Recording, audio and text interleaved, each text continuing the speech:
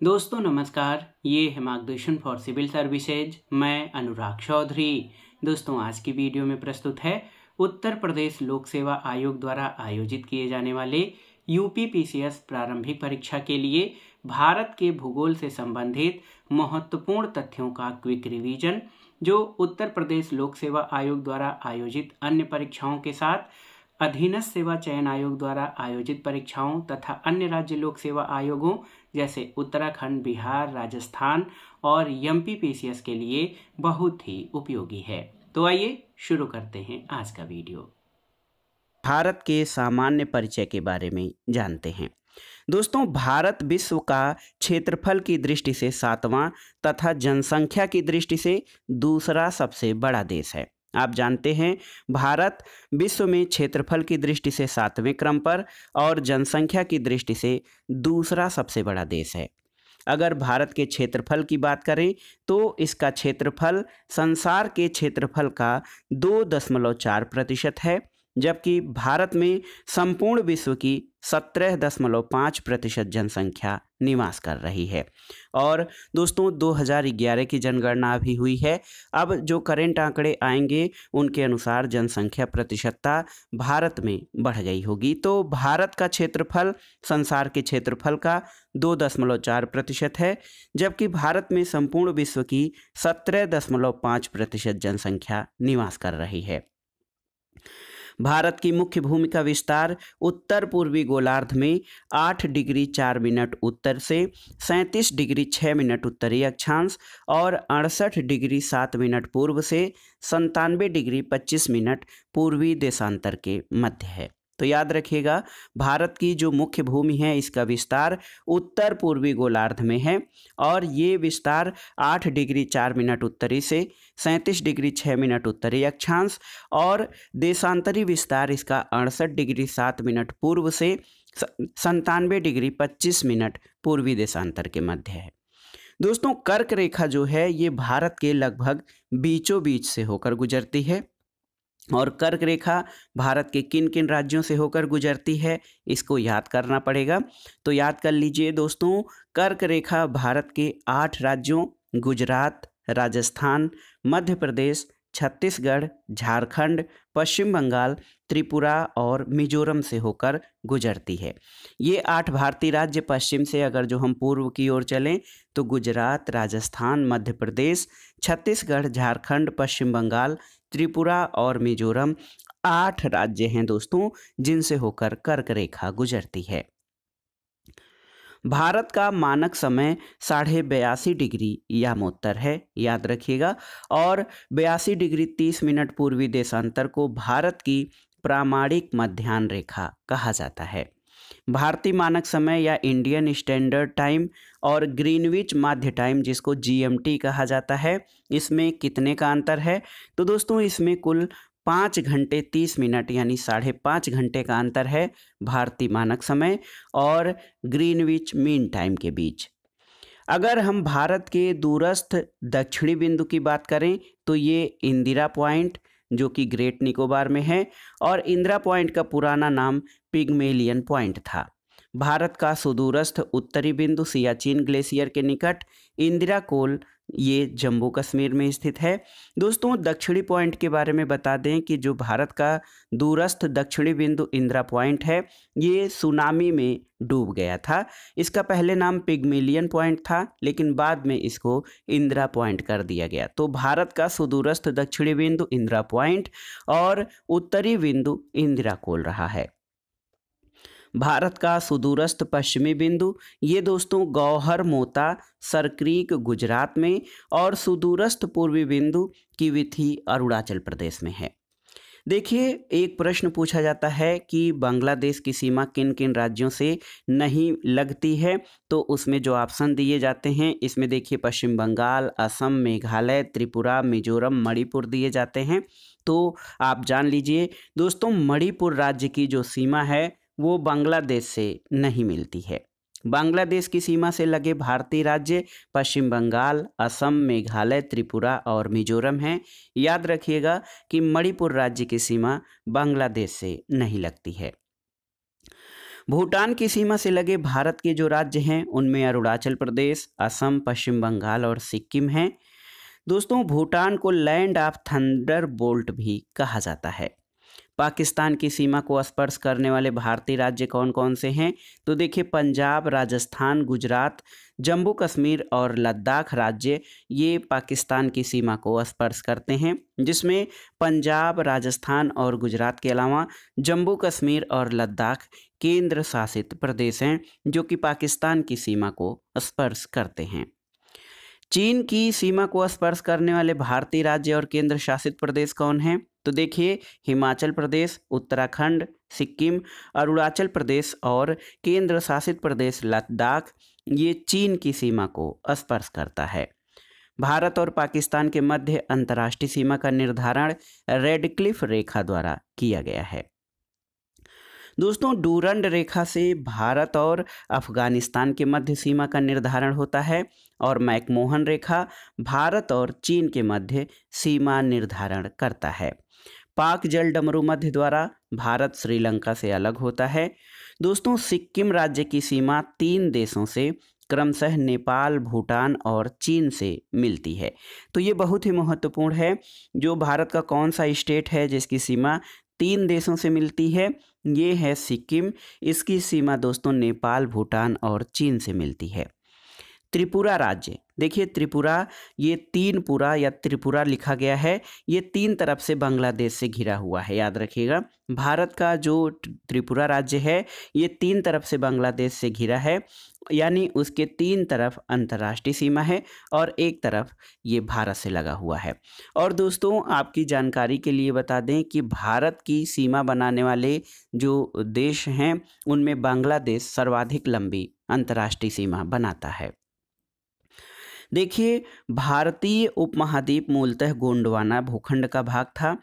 भारत को 4 प्राकृतिक प्रदेशों में विभाजित किया जाता है। इसके अलावा दोस्तों, तमिलनाडु और आंध्र प्रदेश के तट का नाम जो है वो कोरोमंडल तट है, ये पूर्वी तट है। कन्याकुमारी को केप कमोरिन के नाम से जाना जाता है और अंडमान निकोबार द्वीप समूह का सर्वोच्च शिखर पल्याण शिखर, जिसको सैडल पीक कहा जाता है, ये कहाँ पर? उत्तरी अंडमान में स्थित है। अंडमान निकोबार द्वीप समूह में द्वीपों की संख्या याद रखिएगा 222 यानी 222 है। और दोस्तों, प्राचीन भारतीय ऐतिहासिक साक्ष्यों में हिंद महासागर को रत्नाकर यानी ज्वेल ऑफ माइन कहा गया है। तो याद रखिएगा, हिंद महासागर को रत्नाकर कहा गया है प्राचीन भारतीय ऐतिहासिक साक्ष्यों में। देखिए दोस्तों, संरचना की दृष्टि से देखा जाए तो मेघालय पठार दक्कन पठार का ही विस्तारित भाग है और हिमालय की उत्पत्ति इंडो ऑस्ट्रेलियन प्लेट और यूरेशियन प्लेट की टक्कर से हुई है। ये प्रश्न पूछ सकता है कि हिमालय की उत्पत्ति किस तरह से हुई है, किन प्लेटों की टक्कर से? तो याद रखिएगा, इंडो ऑस्ट्रेलियन प्लेट और यूरेशियन प्लेट की टक्कर से। हिमालय नवीन बलित पर्वत का उदाहरण है और भौमिकी दृष्टि से देखा जाए तो प्रायद्वीपीय क्षेत्र जो है भारत का, ये सबसे प्राचीन भूभाग है। हिमालय की ओर चलते हैं दोस्तों। लघु हिमालय शिवालिक और महान हिमालय के बीच में स्थित है। याद रखिएगा, लघु हिमालय शिवालिक और महान हिमालय के बीच में स्थित है। और अध्ययन की सुविधा की दृष्टि से हिमालय पर्वत श्रेणी को 3 भागों में बांटा जाता है। एक तो महान यानी बृहद हिमालय अथवा आंतरिक हिमालय, दूसरा है लघु अथवा मध्य हिमालय, तीसरा है उप हिमालय या शिवालिक श्रेणी। तो ये हिमालय की 3 प्रमुख श्रेणियों में विभाजन किया जाता है अध्ययन की दृष्टि से। पीर पंजाल श्रेणी दोस्तों जम्मू कश्मीर और हिमाचल प्रदेश में पाई जाती है। इसके अलावा अक्साई चिन, ये जो है दोस्तों लद्दाख पठार का भाग है। ग्रेट हिमालय की ऊंचाई लगभग 8,848 मीटर है और अरावली भारत की सबसे प्राचीन पर्वत श्रृंखला है। दोस्तों, भारत की प्राचीनतम पर्वत श्रेणी अरावली एक रेजिड्यूल यानी अवशिष्ट पर्वत का उदाहरण है। याद रखिएगा, भारत की प्राचीनतम पर्वत श्रेणी अरावली अवशिष्ट पर्वत श्रेणी का उदाहरण है।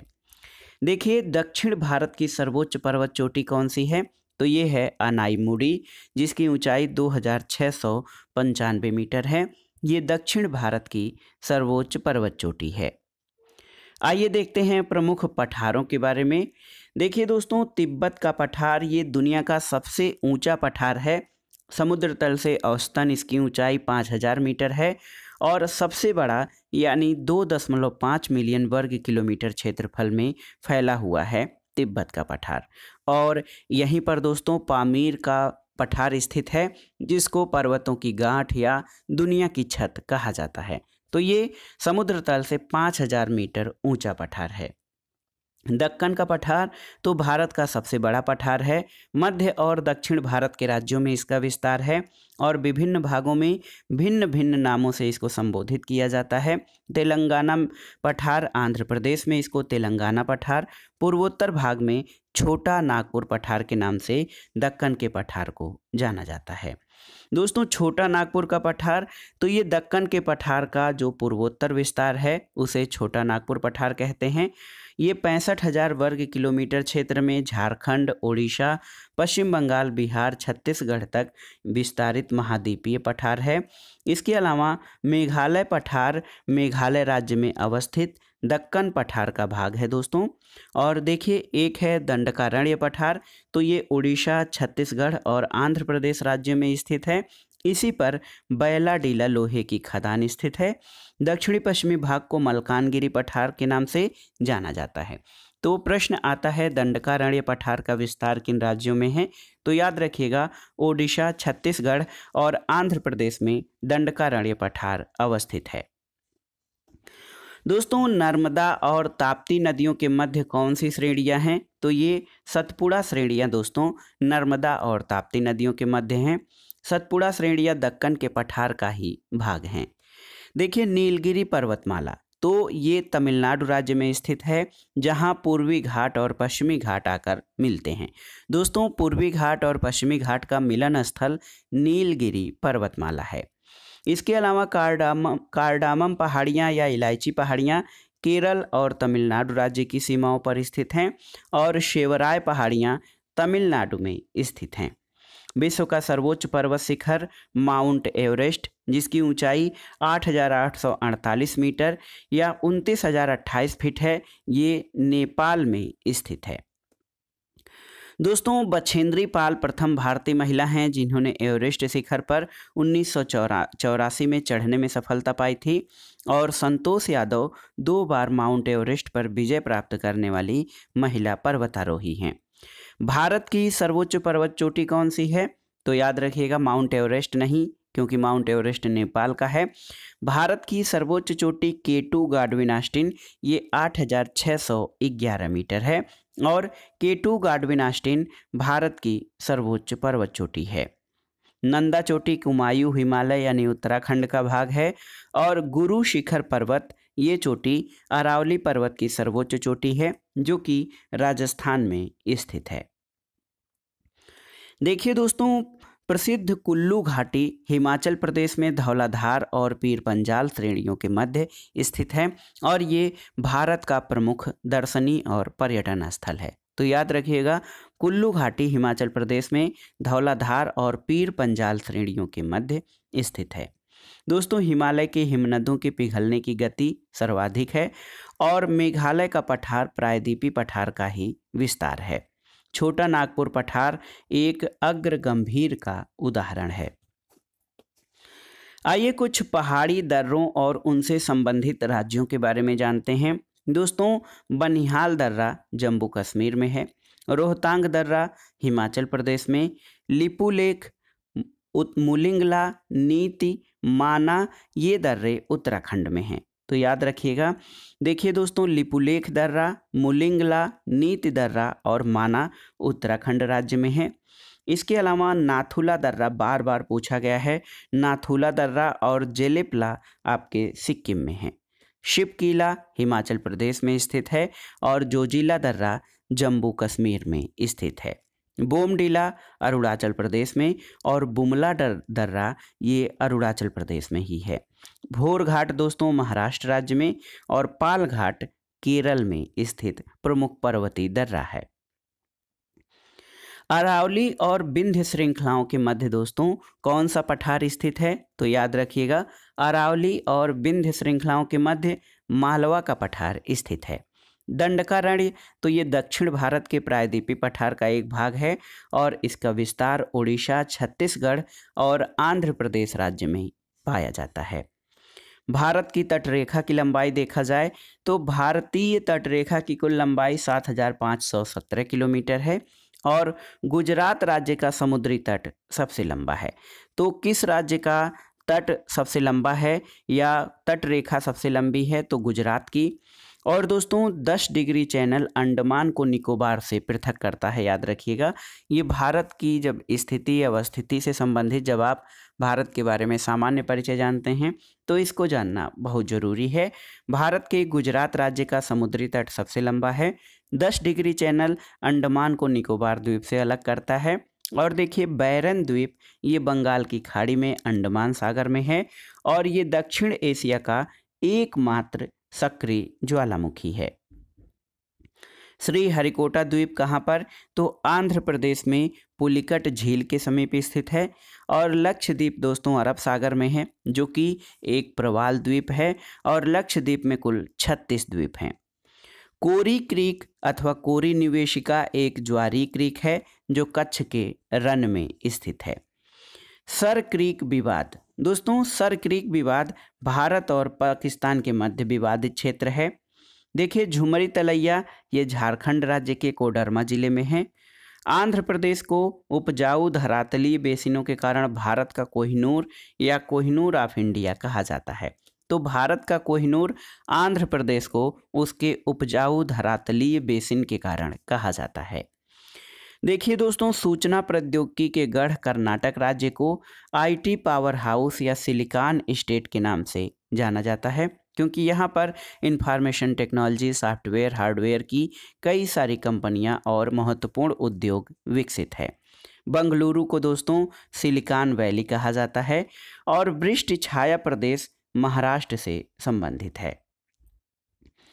भारत में दोस्तों सबसे बड़ा राज्य क्षेत्रफल की दृष्टि से ये राजस्थान है और भारत के क्षेत्रफल की दृष्टि से 3 बड़े राज्य, सबसे पहले राजस्थान जिसका क्षेत्रफल 3,42,239 वर्ग किलोमीटर, मध्य प्रदेश 3,08,252 वर्ग किलोमीटर और उसके बाद महाराष्ट्र 3,07,713 वर्ग किलोमीटर है। दोस्तों पहले मध्य प्रदेश का जब विभाजन नहीं हुआ था तो मध्य प्रदेश भारत का सबसे बड़ा राज्य था। अगला है दोस्तों भारत का 30% क्षेत्रफल 3 राज्यों राजस्थान, मध्य प्रदेश और महाराष्ट्र में समाहित है। राजस्थान का मरु क्षेत्र यानी मरुस्थली क्षेत्र जिसको थार कहते हैं, ये विश्व का सबसे घना बसा हुआ मरुस्थल है, जहां पर जनसंख्या घनत्व 83 व्यक्ति प्रति वर्ग किलोमीटर है। उत्तर पूर्वी राज्यों में दोस्तों देखिए 7 बहनों के नाम से जो प्रसिद्ध राज्य हैं उनमें अरुणाचल प्रदेश, असम, मेघालय, मणिपुर, मिजोरम, नागालैंड और त्रिपुरा हैं। तो ये देखिए 7 बहनों के नाम या 7 सिस्टर स्टेट, इसमें अरुणाचल प्रदेश, असम, मेघालय, मणिपुर, मिजोरम, नागालैंड और त्रिपुरा हैं। देश में उत्तर प्रदेश राज्य में सर्वाधिक 75 जिले हैं। आइए राज्य और उनकी राजधानियों के बारे में जान लेते हैं। आप जानते भी होंगे हिमाचल प्रदेश की राजधानी शिमला, पंजाब की चंडीगढ़, हरियाणा की राजधानी भी चंडीगढ़ है, क्योंकि चंडीगढ़ पंजाब और हरियाणा की संयुक्त राजधानी है और ये एक केंद्र शासित प्रदेश है।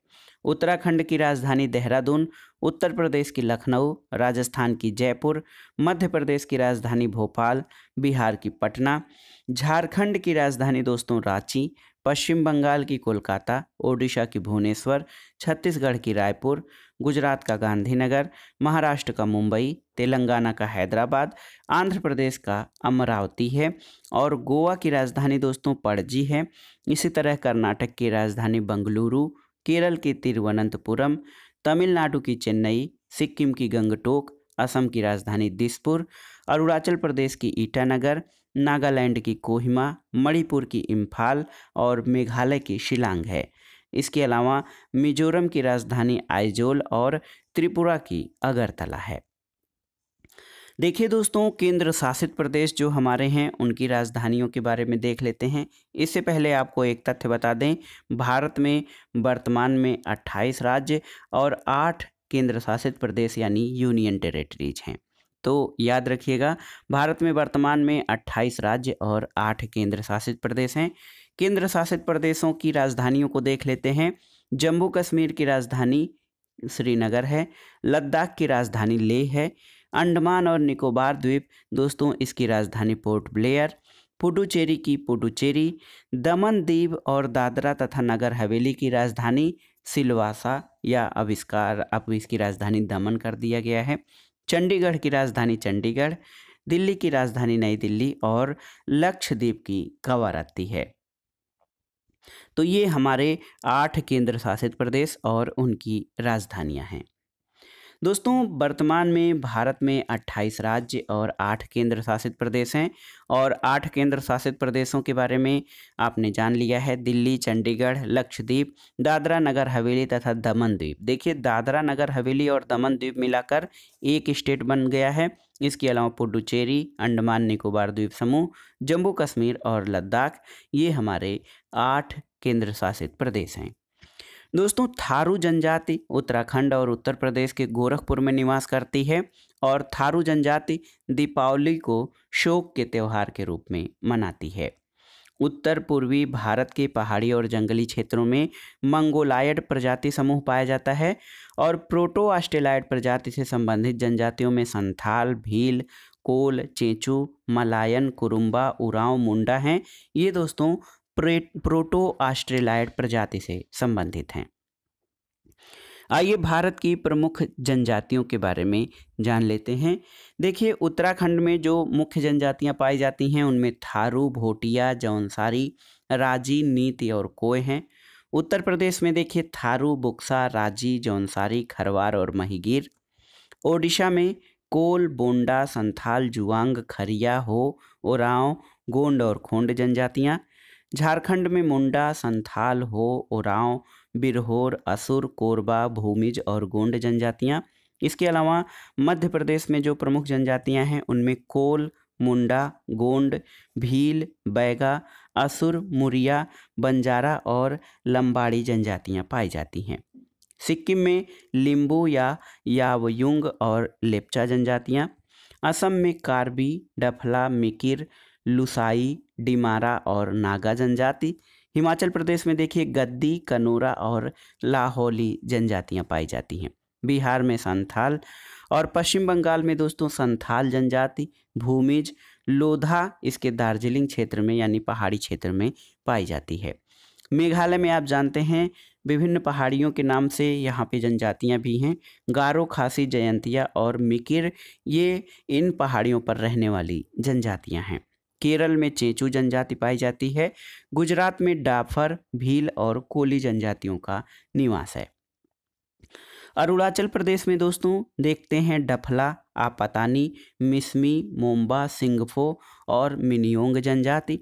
महाराष्ट्र में गोंड, भील, कोली और बारली। छत्तीसगढ़ में गोंड, भील और मुरिया जनजाति और तमिलनाडु में टोडा, कोटा और कोरगा जनजातियां निवास करती हैं। आंध्र प्रदेश की बात करें तो यहाँ पर लंबाडा, चेंचू और गदवा जनजाति। नागालैंड में अंगामी, मिकिर, नबूड और नागा जनजातियाँ।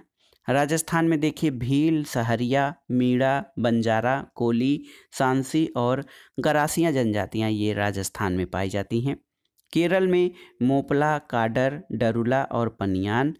अंडमान निकोबार द्वीप समूह में देखिए याद रखिएगा ओंगे, जारवा और सैम्पेन ये जनजातियां दोस्तों अंडमान निकोबार द्वीप समूह में पाई जाती हैं। जम्मू कश्मीर में लद्दाखी और बकरवाल और मणिपुर में कुकी, मैठी या मैटी जनजाति। मिजोरम में मिजो, चकमा, लुसाई, कुकी, लाखर और पाओ जनजातियों का निवास है। त्रिपुरा में रियांग जनजाति निवास करती है, याद रखिएगा। जनजातियों के बारे में कुछ महत्वपूर्ण तथ्य और देख लेते हैं। देखिए दोस्तों, मुंडा जनजाति सरहुल त्यौहार मार्च अप्रैल माह में मनाती है और भारत की सर्वाधिक आद्य जनजाति जारवा है। जारवा अंडमान और निकोबार द्वीप समूह में पाई जाने वाली अति प्राचीन जनजाति है। झूमिंग यानी झूम कल्टीवेशन एक प्रकार की स्थानांतरित कृषि है।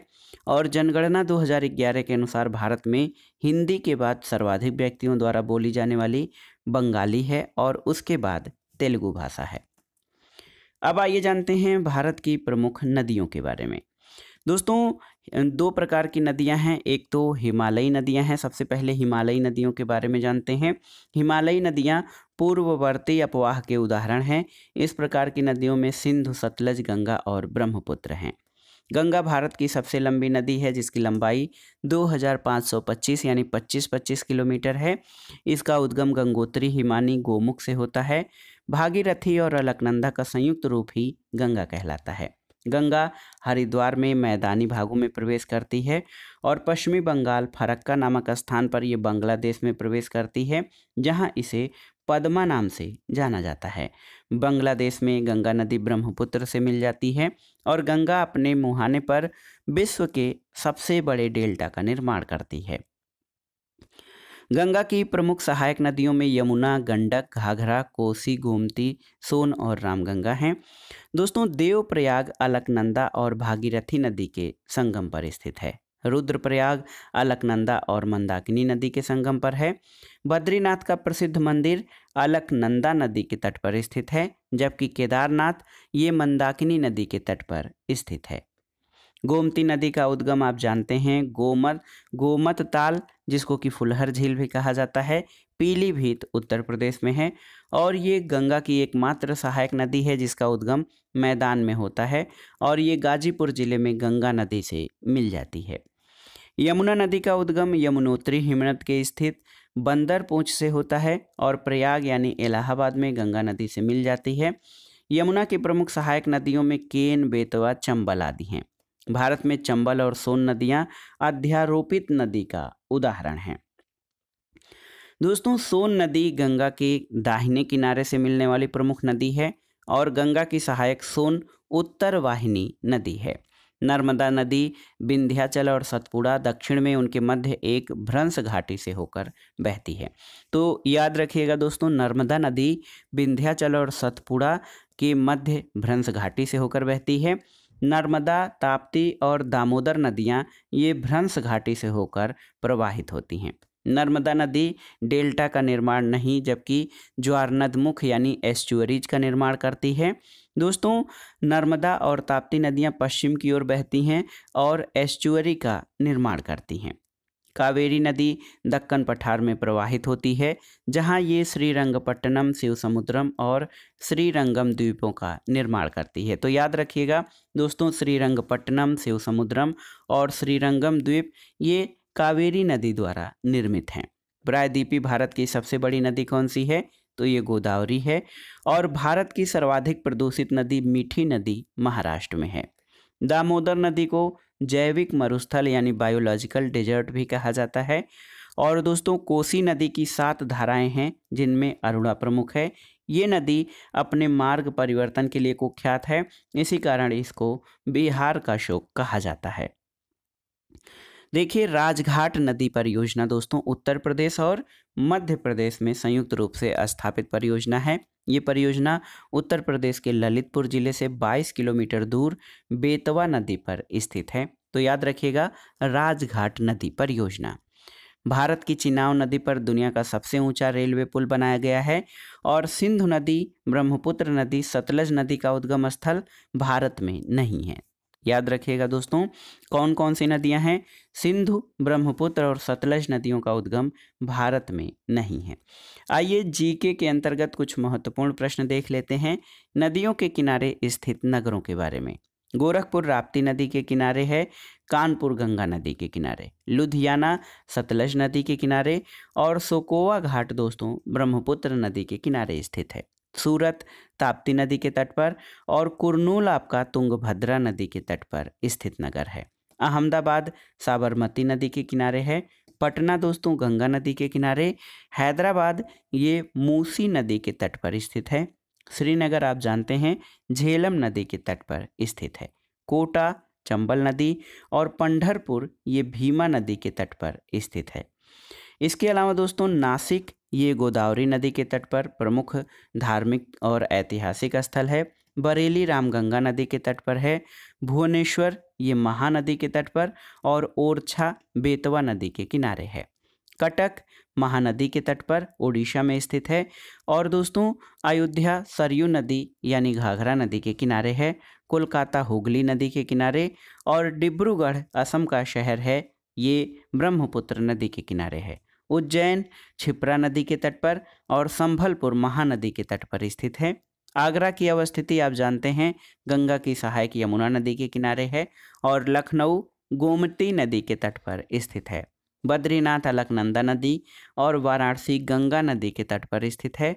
मथुरा यमुना नदी के किनारे, और इलाहाबाद यानी प्रयागराज गंगा और यमुना नदियों के तट पर स्थित है। दोस्तों दिल्ली तो ये यमुना नदी के किनारे है। जमशेदपुर स्वर्णरेखा नदी के तट पर। फिरोजपुर पंजाब में है, सतलज नदी के किनारे। और हरिद्वार ये गंगा नदी के तट पर स्थित है। और आप जानते हैं हरिद्वार में ही दोस्तों गंगा नदी पर्वतीय क्षेत्र से हटकर उतरकर मैदान में प्रवेश करती हैं। तो दोस्तों ये था आज का वीडियो। यूपीपीसीएस प्रारंभिक परीक्षा के सामान्य अध्ययन के महत्वपूर्ण रिवीजन श्रृंखला के अंतर्गत हमने भारत के भूगोल के पहले भाग को कवर किया है, और ये प्रश्न कम टाइम में रिवीजन के लिए बहुत ही उपयोगी होगा। दोस्तों वीडियो आपको कैसा लगा हमें कमेंट बॉक्स में ज़रूर बताइएगा। वीडियो को लाइक करें, शेयर करें, और इस चैनल मार्गदर्शन फॉर सिविल सर्विसेज को सब्सक्राइब करें। वीडियो देखने के लिए धन्यवाद दोस्तों, नमस्कार। सबसे पहले हम जानेंगे भारत में जलप्रपात के बारे में। देखिए, वर्ल्ड वाटर फॉल्स डेटाबेस के अनुसार चौड़ाई की दृष्टि से भारत का सबसे बड़ा जलप्रपात दोस्तों जोग प्रपात है। इसको गरसोपा प्रपात भी कहा जाता है, और ये कर्नाटक में शरावती नदी पर स्थित है। तो देखिए, वर्ल्ड वाटर फॉल्स डाटाबेस के अनुसार चौड़ाई की दृष्टि से यह भारत का सबसे बड़ा जलप्रपात जोग या गरसोपा जलप्रपात है। ये कर्नाटक में शरावती नदी पर स्थित है। इसके अलावा एक चित्रकूट जलप्रपात है जो छत्तीसगढ़ में स्थित है। इसको भारत का नियाग्रा फॉल भी कहा जाता है। और दोस्तों भारत का सबसे ऊंचा झरना कुचिकल जलप्रपात है, जिसकी ऊंचाई 1493 फीट है, जो एशिया में इस संदर्भ में द्वितीय स्थान पर है। और कुचिकल जलप्रपात कहाँ पर स्थित है दोस्तों? कुचिकल जलप्रपात कर्नाटक के शिमोगा जिले में स्थित है। देखिए, चुलिया जलप्रपात दोस्तों, चुलिया प्रपात ये चंबल नदी पर, धुआंधार प्रपात और कपिलधारा प्रपात नर्मदा नदी पर, और हुंडरू प्रपात स्वर्णरेखा नदी पर स्थित हैं। भारत की सबसे बड़ी झील चिल्का झील है जो उड़ीसा में है, और ये खारे पानी की लैगून झील है। भारत में सबसे बड़ी मीठे पानी की झील बुलर झील जम्मू कश्मीर में स्थित है, और भारत की सबसे बड़ी कृत्रिम झील उत्तर प्रदेश के सोनभद्र जिले में रिहंद नदी पर गोविंद बल्लभ पंत सागर झील है। आइए देख लेते हैं भारत के प्रमुख राज्य और उनसे संबंधित झीलों को। चिल्का झील सबसे बड़ी झील है, ओडिशा में है। पेरियार झील केरल में है। अष्टमुदी झील जो दोस्तों ये केरल में है। इसके अलावा पुलिकट झील तमिलनाडु और आंध्र प्रदेश की सीमा पर है। बेम्बनाद झील केरल में है। लोकटक झील मणिपुर में है। डिंडवाना और उदय सागर झीलें ये राजस्थान में है। कोलेरू झील आंध्र प्रदेश में। फुलहर झील उत्तर प्रदेश में है दोस्तों। इसके अलावा बुलर झील और डल झील तथा बैरागी नाग झील ये जम्मू कश्मीर में है। लोनार झील महाराष्ट्र में है। सांभर नक्की झील पिछौला झील ये राजस्थान में है। इसके अलावा राजस्थान में लूनकर सर जैसमंद झील और फतेह सागर झीलें भी राजस्थान में हैं। उत्तराखंड की प्रमुख झीलें सातताल, नैनीताल, मालताल, देवताल, नौकुचिया ताल और धुरण ताल ये उत्तराखंड की प्रमुख झीलें हैं, और ये प्रमुख पर्यटन स्थल भी हैं। इसके अलावा दोस्तों नागिन झील, शेषनाग झील और अनंतनाग झील जम्मू कश्मीर में स्थित है। देखिए, वाटरफॉल्स और झीलों के बाद आइए भारत के मानसून और उससे संबंधित प्रमुख तथ्यों को जानते हैं। भारत में कुल वर्षा का लगभग 92% जो मानसूनी वर्षा है दक्षिण पश्चिम मानसून से प्राप्त होता है, और भारत में इसकी सक्रियता जून से सितंबर तक रहती है। दक्षिण पश्चिम मानसून का प्रारंभ भारत के कहाँ से? केरल राज्य से होता है। दोस्तों भारत मूलतः एक मानसूनी देश है, आप जानते हैं, और उच्च हिमालय उसे जलवायु संबंधी विशिष्टता प्रदान करता है। भारत में ग्रीष्मकालीन मानसून के प्रवाह की दिशा दक्षिण पश्चिम से उत्तर पूर्व की ओर होती है और शीतकाल में इसकी दिशा उत्तर पूर्व से दक्षिण पश्चिम की ओर हो जाती है। तमिलनाडु में मानसून का जो सामान्य महीना है ये नवंबर दिसंबर है और कहा जाता है कि दक्षिण भारत की अपेक्षा उत्तर भारत में मानसून की अवधि जो है कम समय की होती है। दक्षिण भारत में मानसून जून के प्रथम सप्ताह में प्रवेश करता है, जबकि उत्तर भारत में प्रवेश करने में दक्षिण की अपेक्षा अधिक समय लगता है। भारत में सबसे पहले मानसूनी वर्षा केरल में होती है और कहा जाता है दोस्तों तमिलनाडु में जाड़ों में वर्षा क्यों होती है, तो ये तमिलनाडु में लौटते हुए मानसून से वर्षा होती है। आइए देख लेते हैं भारत के प्रमुख दर्रे और उनकी विशेषताओं के बारे में। खैबर दर्रा ये अफगानिस्तान और पाकिस्तान पर जो है सीमा पर स्थित है। काराकोरम दर्रा जम्मू कश्मीर में स्थित है और ये चीन से कश्मीर को जोड़ने वाला प्रमुख दर्रा है। बनिहाल दर्रा दोस्तों जम्मू कश्मीर में है, ये जम्मू को श्रीनगर से जोड़ता है। इसके अलावा बाड़ा लाचा दर्रा ये हिमाचल प्रदेश में स्थित है, हिमाचल प्रदेश के लाहौल जिले को जम्मू कश्मीर के लद्दाख से जोड़ता है। भोर घाट तो ये महाराष्ट्र में स्थित है, मुंबई पुणे को सड़क और रेल मार्ग से जोड़ने वाला पश्चिमी घाट का संकीर्ण द्वार है। ये जो भोर घाट है मुंबई और पुणे को सड़क और रेल मार्ग से जोड़ता है। थाल घाट दोस्तों महाराष्ट्र में है और ये प्रायद्वीपीय भारत का प्रमुख दर्रा है, इससे होकर मुंबई के लिए सड़क और रेल मार्ग गुजरता है। जेलेपला दोस्तों जेलेपला ये सिक्किम का दर्रा है और तिब्बत को सिक्किम से जोड़ता है। नाथुला बार बार परीक्षाओं में पूछा गया है, सिक्किम में है। 1962 से बंद पड़े इस भारत चीन मार्ग को 2006 में पुनः व्यापार के लिए खोला गया है। और देखिए लिपुलेख दर्रा उत्तराखंड में है, ये कुमाऊं क्षेत्र को तिब्बत के तकलाकोट से जोड़ता है। सिपकीला हिमाचल प्रदेश का प्रमुख दर्रा है, सतलज नदी इसी दर्रे के सहारे भारत में प्रवेश करती है। और जोजिला जम्मू कश्मीर में है, ये श्रीनगर को लेह से जोड़ता है। तो ये थे भारत के प्रमुख दर्रे और उनकी विशेषताएं। रोहतांग दर्रा दोस्तों ये हिमाचल प्रदेश को जो है हिमाचल प्रदेश में है और ये कुल्लू घाटी को लाहौल और स्पीति घाटी से जोड़ता है। पाल घाट ये दक्षिण भारत में है केरल में और ये केरल के पलक्कड़ को तमिलनाडु के कोयम्बटूर से जोड़ता है। अब आइए देखते हैं दोस्तों थोड़ा सा मानसून के बारे में विशिष्ट तथ्यों को। उत्तर पूर्वी मानसून से सबसे अधिक वर्षा आप जानते हैं तमिलनाडु में होती है और आम्र वर्षा यानी मैंगो शावर कर्नाटक और केरल में होने वाली मानसून पूर्व वर्षा की फुहार है जो आम की फसल के लिए अत्यधिक लाभकारी होती है।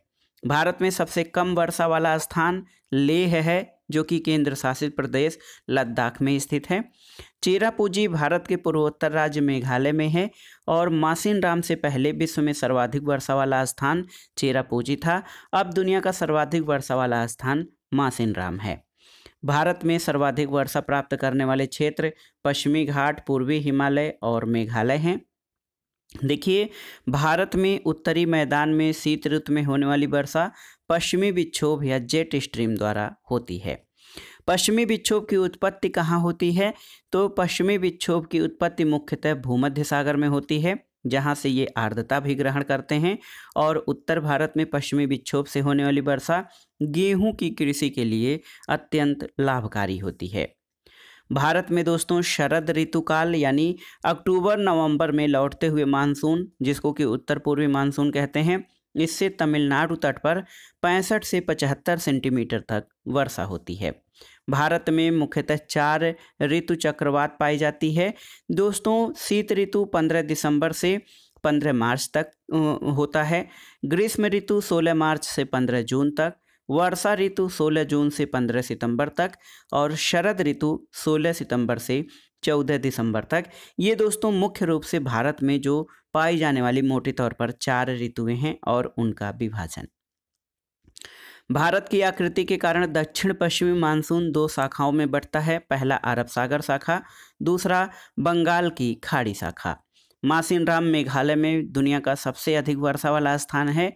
देखिए दोस्तों, ओडिशा राज्य में सर्वाधिक प्राकृतिक आपदाएं आती हैं, क्योंकि ओडिशा चक्रवात, बाढ़ और सूखा तीनों ही प्राकृतिक आपदाओं से प्रभावित राज्य है, जिस कारण यह अन्य राज्यों की अपेक्षा यह अधिक प्राकृतिक आपदाएं झेलता है। देश के पहले आपदा प्रबंधन प्रशिक्षण संस्थान की स्थापना लातूर, महाराष्ट्र में की गई है। अगर भूकंप प्रवण क्षेत्रों की बात करें तो भूकंप प्रवणता की दृष्टि से भारत के भूक्षेत्र को 4 जोन्स में बांटा गया है।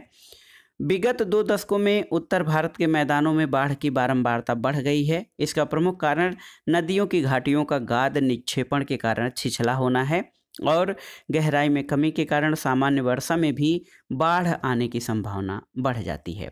भारत का सर्वाधिक बाढ़ग्रस्त राज्य बिहार है। इसके अलावा असम में भी बहुत अधिक बाढ़ आती है। सूखा से सर्वाधिक प्रभावित क्षेत्र मध्य पूर्वी भारत है। दोस्तों, देखा जाए तो मध्य पूर्वी भारत बंगाल की खाड़ी में उठने वाले चक्रवातों से सर्वाधिक प्रभावित क्षेत्र है, जिसमें ओडिशा राज्य में चक्रवात आवृत्ति की संख्या सर्वाधिक है। चक्रवाती तूफान अथवा चक्रवात वायुमंडल में हवाओं के चक्राकार आकार के वायुपिंड होते हैं और उत्तरी गोलार्ध में इनकी दिशा घड़ी की सुइयों के विपरीत और दक्षिणी गोलार्ध में घड़ी की सुइयों की दिशा में होती है। अब आइए देखते हैं दोस्तों मृदा यानी मिट्टियों से संबंधित प्रश्नों को। भारतीय कृषि अनुसंधान परिषद ने दोस्तों भारत की मिट्टियों को 8 वर्गों में बांटा है। ये 8 वर्ग कौन कौन से हैं तो देख लेते हैं।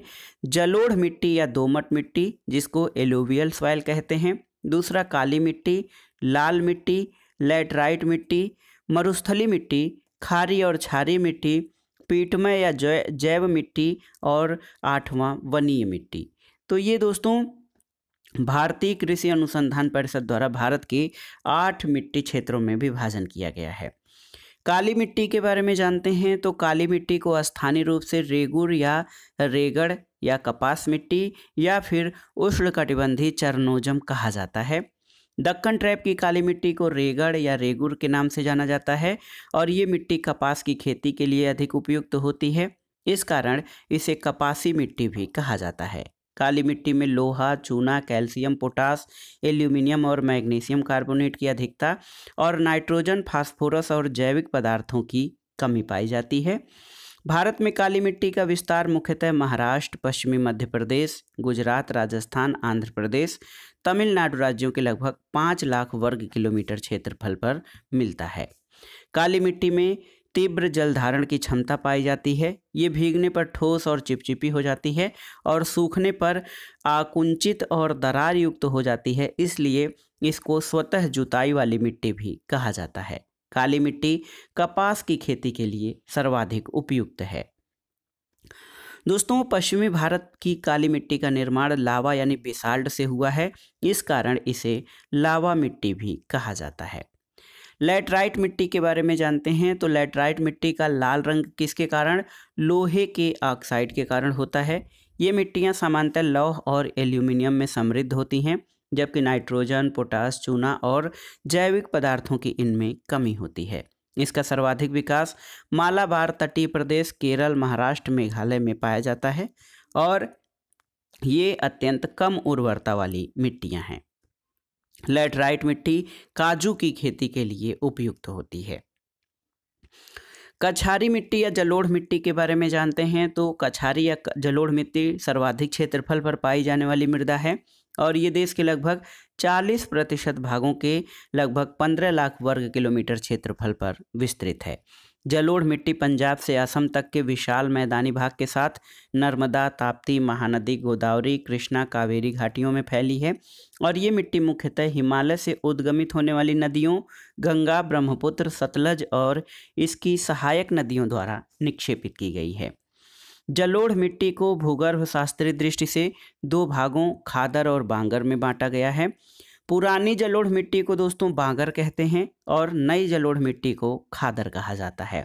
गंगा के मैदान की पुरानी कछारी मिट्टी बांगर कहलाती है। दोमट बलुई मिट्टी के बारे में जानते हैं। दोस्तों, दोमट बलुई मिट्टी की जल धारण क्षमता सबसे कम होती है क्योंकि इसमें रवे भारी मात्रा में और बड़े होते हैं। चिकनी मिट्टी में जल धारण की क्षमता सबसे अधिक होती है। इसके अलावा तेजाबी मिट्टी या अम्लीय मिट्टी को कृषि योग्य बनाने के लिए इसमें सामान्यतः चूने का प्रयोग किया जाता है। मिट्टी की क्षारीयता को बदलने और उसमें खारेपन को हटाने के लिए जिप्सम यानी कैल्शियम सल्फेट का प्रयोग किया जाता है। मिट्टी के अधिक अम्लीय या क्षारीय होने पर वह सामान्य फसलों की कृषि के उपयुक्त नहीं रह जाती, इसलिए उसका शोधन किया जाता है। चाय बागान यानी टी प्लांट्स के लिए गहरी, अम्लीय और अच्छे जल निकास वाली मिट्टी की आवश्यकता होती है।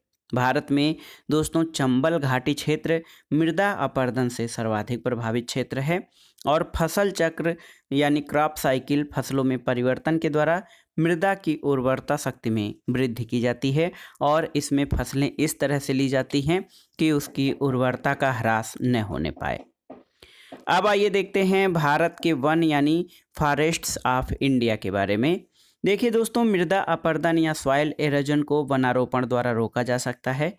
उष्णकटिबंधीय शुष्क पर्णपाती वन, जिसको पतझड़ वन कहा जाता है, ये भारत में सर्वाधिक बृहद क्षेत्रफल पर पाए जाने वाले वन हैं। देखिए एक महत्वपूर्ण तथ्य है पलाश या ढाक, जिसको वानस्पतिक रूप में ब्यूटिया मोनोस्पर्मा कहा जाता है। इसे जंगल की आग भी कहा जाता है। पलाश के फूल को उत्तर प्रदेश का राजकीय पुष्प घोषित किया गया है। फर्न दोस्तों, ये एक संवहनी पौधा है और ये पौधे बीज रहित होते हैं। इन पौधों में फूल नहीं लगते हैं। सामाजिक वानिकी या सोशल फॉरेस्ट्री क्या है? दोस्तों, सामाजिक वानिकी में प्रयुक्त बहुउद्देशीय वृक्ष का उदाहरण खेजरी वृक्ष है, जो कि चारा, ईंधन और जो है इमारती लकड़ी सभी के काम आता है। देवदार का वृक्ष समुद्र तल से सर्वाधिक ऊंचाई पर पाया जाने वाला वृक्ष है और सुंदरी वृक्ष पश्चिम बंगाल और बांग्लादेश में फैले सुंदरबन डेल्टा क्षेत्र के ज्वारी वृक्ष हैं और इन्हीं वनों के कारण उस डेल्टा को, गंगा ब्रह्मपुत्र डेल्टा को सुंदरबन डेल्टा कहा जाता है। दोस्तों, सिनकोना हिमालय के तराई क्षेत्र में उगने वाला वृक्ष है। अब आइए देखते हैं भारत में सिंचाई व्यवस्था के बारे में। उत्तर प्रदेश में सर्वाधिक सिंचाई भारत में नलकूपों से होती है। उसके बाद नहर 20%, तालाब, झील, पोखर और कुआं 6.6%, अन्य साधन 0.6% से सिंचाई उत्तर प्रदेश में होती है। भारत की सिंचाई क्षमता का सर्वाधिक भाग लघु और बृहद परियोजनाओं से पूरा होता है। एक सिंचाई परियोजना है मंगलम सिंचाई परियोजना। ये कहाँ स्थित है? तो ये केरल में है। और दोस्तों, विश्व की सबसे पुरानी और विकसित नहर व्यवस्था गंगा नहर व्यवस्था 1927 की है। निचली गंगा नहर का उद्गम स्थल गंगा यानी हरिद्वार में है। आधुनिक सिंचाई प्रणाली भारत में इसके जनक एम विश्वेश्वरैया, जिनका पूरा नाम मोक्षगुंडम विश्वेश्वरैया है, इनको प्रदान की गई है। दोस्तों, केंद्रीय जल आयोग की स्थापना 1945 में की गई थी और गंगा बाढ़ नियंत्रण आयोग, जो कि पटना में है, इसकी स्थापना 1972 में की गई। जबकि राष्ट्रीय जल विज्ञान संस्थान रुड़की, जो कि उत्तराखंड में है, 1978 में स्थापित किया गया था।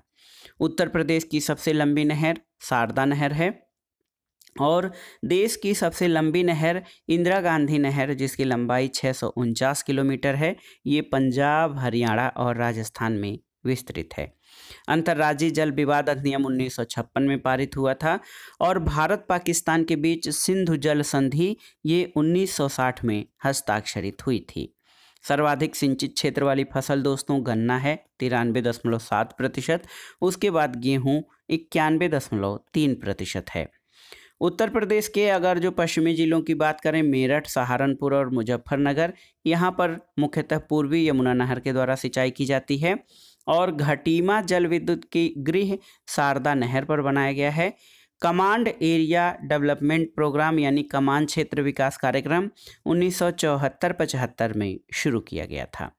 आइए दोस्तों, प्रमुख बांधों से संबंधित तथ्यों को देख लेते हैं।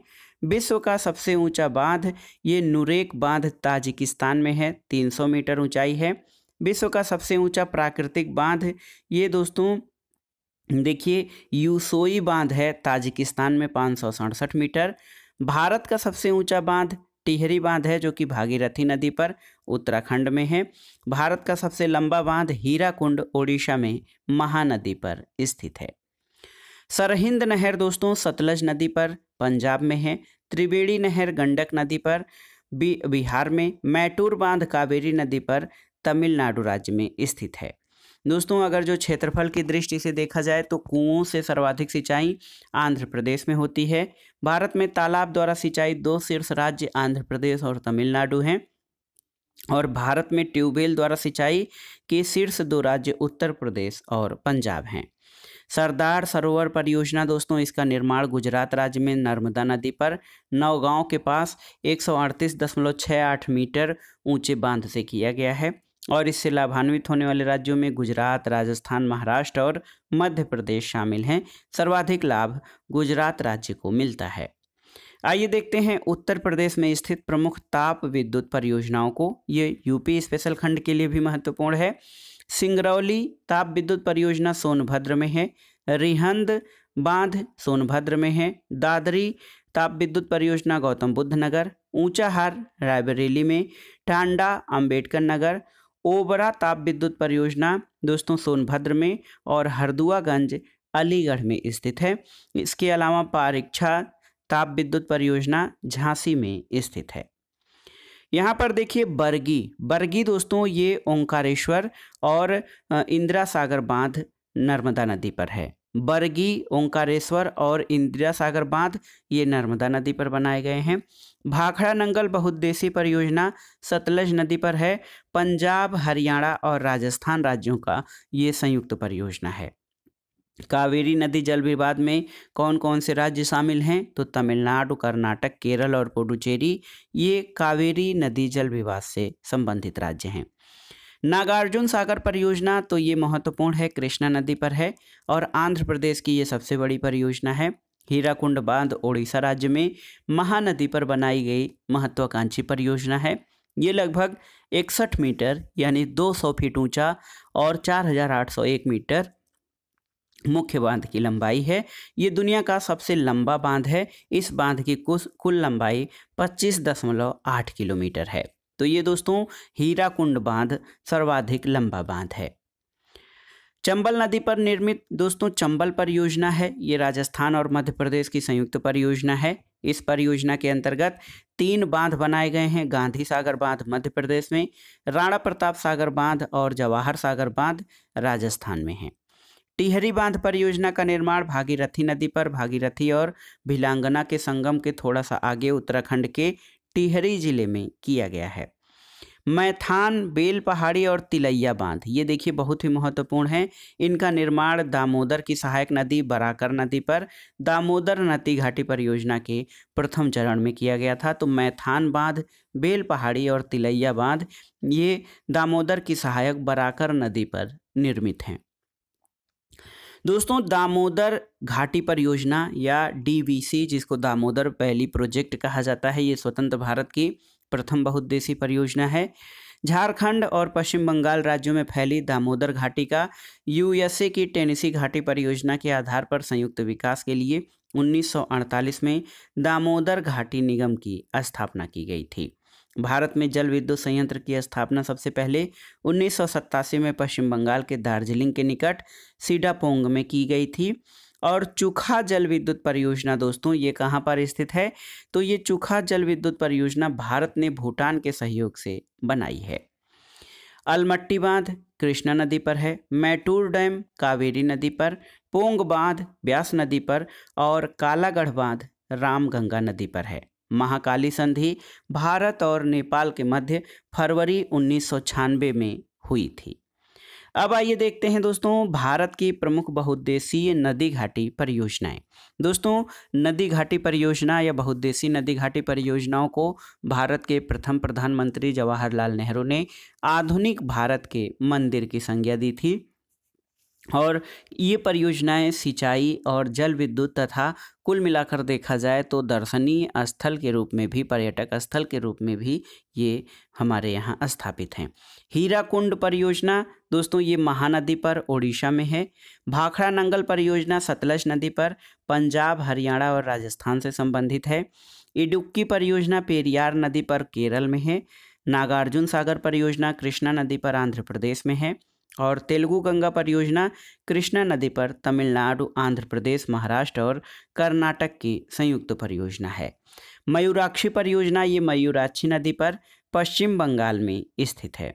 इसके अलावा दोस्तों माता टीला परियोजना बेतवा नदी पर उत्तर प्रदेश और मध्य प्रदेश की संयुक्त परियोजना है। पोचमपाद परियोजना ये गोदावरी नदी पर आंध्र प्रदेश में है। शिव समुद्रम कावेरी नदी पर कर्नाटक में है। और देखिए जायकवाड़ी परियोजना ये गोदावरी नदी पर महाराष्ट्र में स्थित है। रथपोंग परियोजना कलपोंग नदी पर अंडमान और निकोबार में है। फरक्का बांध परियोजना दोस्तों ये गंगा नदी पर पश्चिम बंगाल में स्थित है। घाट प्रभा नदी पर कर्नाटक में निर्मित किया गया है। इसी तरह काकरापार परियोजना ये ताप्ती नदी पर गुजरात में स्थित है। और रिहंद परियोजना रिहंद नदी पर सोनभद्र उत्तर प्रदेश में स्थित है। उकाई परियोजना ये ताप्ती नदी पर गुजरात में है, कई बार परीक्षाओं में पूछा है।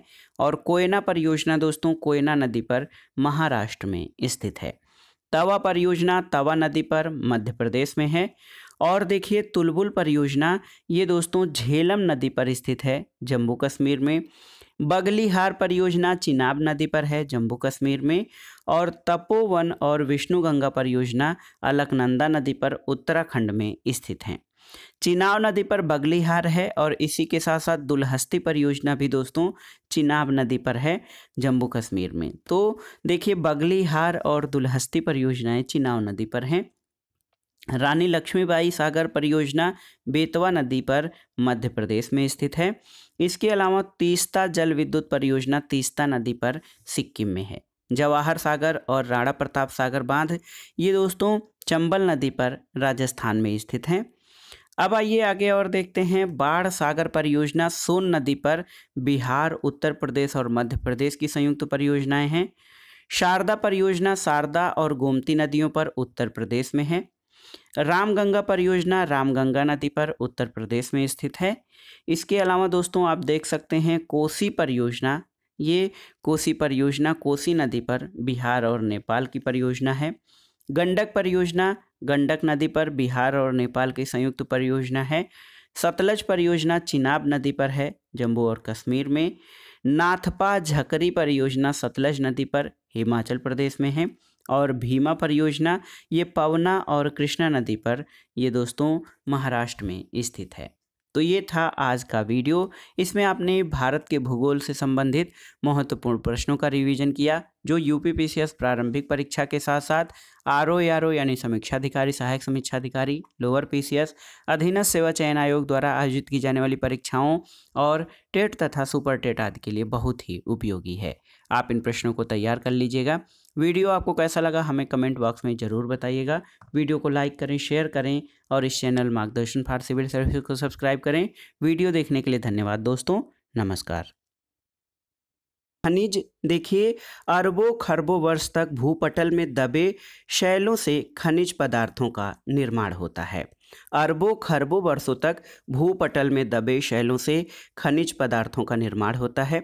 खनिज पदार्थ प्राकृतिक रूप से निकलने वाला वह पदार्थ है जिसकी अपनी भौतिक विशेषताएं होती हैं और जिसकी नियति को रासायनिक गुणों द्वारा व्यक्त किया जा सकता है। मोटे तौर पर देखा जाए तो खनिजों को 4 भागों में विभाजित किया जाता है। देखिए इन प्रकारों में ईंधन खनिज, धात्विक खनिज, अधात्विक खनिज और लघु खनिज आते हैं। तो देखिए ईंधन खनिज या फ्यूल मिनरल्स क्या हैं? इनमें कोयला, लिग्नाइट, कच्चा तेल और प्राकृतिक गैस जिनका ईंधन के रूप में प्रयोग किया जाता है उन्हें फ्यूल मिनरल या ईंधन खनिज कहते हैं। धात्विक खनिज या मेटेलिक मिनरल्स इसमें दोस्तों बॉक्साइट, लौह अयस्क, ताम्र अयस्क, मैग्नीज आदि हैं जिनसे कि धातुओं की प्राप्ति की जाती है। अधात्विक खनिज यानी नॉन मेटेलिक मिनरल्स में बायराइट, एपेटाइट, एंडोलूसाइट और कायनाइट इत्यादि हैं। इसके अलावा दोस्तों कुछ माइक्रो मिनरल्स या लघु खनिज भी पाए जाते हैं जैसे मिट्टी की ईंट, कंकड़, भवन निर्माण में प्रयुक्त पत्थर, सामान्य मिट्टी, ये लघु खनिज के उदाहरण हैं। देखिए दोस्तों एल्यूमिनियम और एल्यूमिना का उत्पादन किस अयस्क से किया जाता है? तो एल्यूमिनियम और एल्यूमिना के उत्पादन के लिए मुख्य रूप से बॉक्साइट अयस्क प्रयोग में लाया जाता है। दोस्तों देखिए, सर्वाधिक 48% एल्यूमिनियम की खपत विद्युत उपयोग में होती है और बॉक्साइट उत्पादन और संचित भंडार दोनों में ओडिशा का प्रथम स्थान है। तो ओडिशा में बॉक्साइट उत्पादन और भंडारण दोनों बहुत अधिक मात्रा में है और ये देश में प्रथम स्थान पर है। बायराइट्स खनिज के उत्पादन में दोस्तों आंध्र प्रदेश का पहला स्थान है और आंध्र प्रदेश के कडप्पा जिले में स्थित मंगमपेट भंडार विश्व का सबसे बड़ा बायराइट्स भंडार है। भारत में बायराइट्स उत्पादन में विश्व में दूसरा स्थान है। और देखिए दोस्तों, सर्वाधिक सीमेंट उत्पादन कहाँ किया जाता है? तो राजस्थान में सर्वाधिक सीमेंट उत्पादन किया जाता है। क्रोमाइट का सर्वाधिक उत्पादन तो ओडिशा से होता है और संचित भंडार और उत्पादन दोनों ही दृष्टि से ओडिशा का क्रोमाइट में एकाधिकार है और यहाँ से 96% क्रोमाइट उत्पादन होता है। कोयला, तो दोस्तों कोयले के कुल संचित भंडार और प्रमाणित भंडार की दृष्टि से झारखंड का पहला स्थान है, जबकि उत्पादन की दृष्टि से छत्तीसगढ़ के बाद ओडिशा का स्थान आता है। लिग्नाइट, दोस्तों लिग्नाइट के सर्वाधिक भंडार आप जानते हैं तमिलनाडु में है और तमिलनाडु के मन्नारगुड़ी में लिग्नाइट का सर्वाधिक बड़ा भंडार है। तांबे के अयस्क के बारे में देखते हैं तो कुल ताम्र अयस्क भंडार में पहले स्थान पर राजस्थान है, उसके बाद झारखंड और मध्य प्रदेश का स्थान आता है। दोस्तों ताम्र अयस्क के भारत में 3 महत्वपूर्ण जिले झुंझुनू जो कि खेतड़ी राजस्थान में है, बालाघाट मध्य प्रदेश में और सिंहभूम झारखंड में है और ये ताम्र अयस्क के प्राप्ति के 3 महत्वपूर्ण जिले हैं। भारत में अधिकांश ताम्र उत्पादन पर सार्वजनिक क्षेत्र की कंपनी HCL यानी हिंदुस्तान कॉपर लिमिटेड का नियंत्रण है और तांबे का सर्वाधिक उपयोग दोस्तों देखिए विद्युत उपयोग में केबल और बाइंडिंग वायर उद्योग में किया जाता है। वर्तमान में भारत में जो हीरा यानी डायमंड है इसका उत्पादन केवल मध्य प्रदेश में होता है और मध्य प्रदेश का पन्ना जिला हीरा उत्पादन का प्रमुख केंद्र है। स्वर्ण धातु, तो दोस्तों सर्वाधिक स्वर्ण धातु भंडार कर्नाटक में है और आप जानते हैं भारत में स्वर्ण की खानें कर्नाटक में कोलार और रायचूर में और आंध्र प्रदेश में अनंतपुर और चित्तूर में पाई जाती हैं। दोस्तों लोहे के प्रमुख अयस्क हेमेटाइट और मैग्नेटाइट हैं। हेमेटाइट अयस्क का 79% पूर्वी क्षेत्र में और मैग्नेटाइट का 93% दक्षिणी क्षेत्र में पाया जाता है। तो याद रखिएगा हेमेटाइट और मैग्नेटाइट लोहे के प्रमुख अयस्क हैं जिनसे लोहा का निष्कर्षण किया जाता है। दोस्तों लौह अयस्क का सर्वाधिक भंडार कहाँ पर? तो ये कर्नाटक में है, जबकि लौह अयस्क उत्पादन में ओडिशा का प्रथम स्थान है। अभ्रक जिसको माइका कहा जाता है, ये कच्चा अभ्रक का उत्पादन सर्वाधिक आंध्र प्रदेश और राजस्थान में किया जाता है। आइए देख लेते हैं प्रमुख संयंत्र और उनसे संबंधित राज्यों के बारे में। दोस्तों बोकारो इस्पात संयंत्र या बोकारो स्टील प्लांट ये झारखंड में है। भिलाई इस्पात संयंत्र छत्तीसगढ़ में स्थित है। इंटीग्रल कोच कारखाना इंटीग्रल कोच फैक्ट्री ये तमिलनाडु के पेरम्बूर में है और दोस्तों डीजल लोकोमोटिव वर्क्स ये उत्तर प्रदेश में स्थित है। हिंडाल्को हिंदुस्तान एल्यूमिनियम कंपनी ये रेणुकूट सोनभद्र में स्थित है, जबकि बाल्को यानी भारत एल्यूमिनियम कंपनी ये कोरबा छत्तीसगढ़ में स्थित है। टाटा स्टील जमशेदपुर झारखंड में है और नाल्को दोस्तों भुवनेश्वर उड़ीसा में है।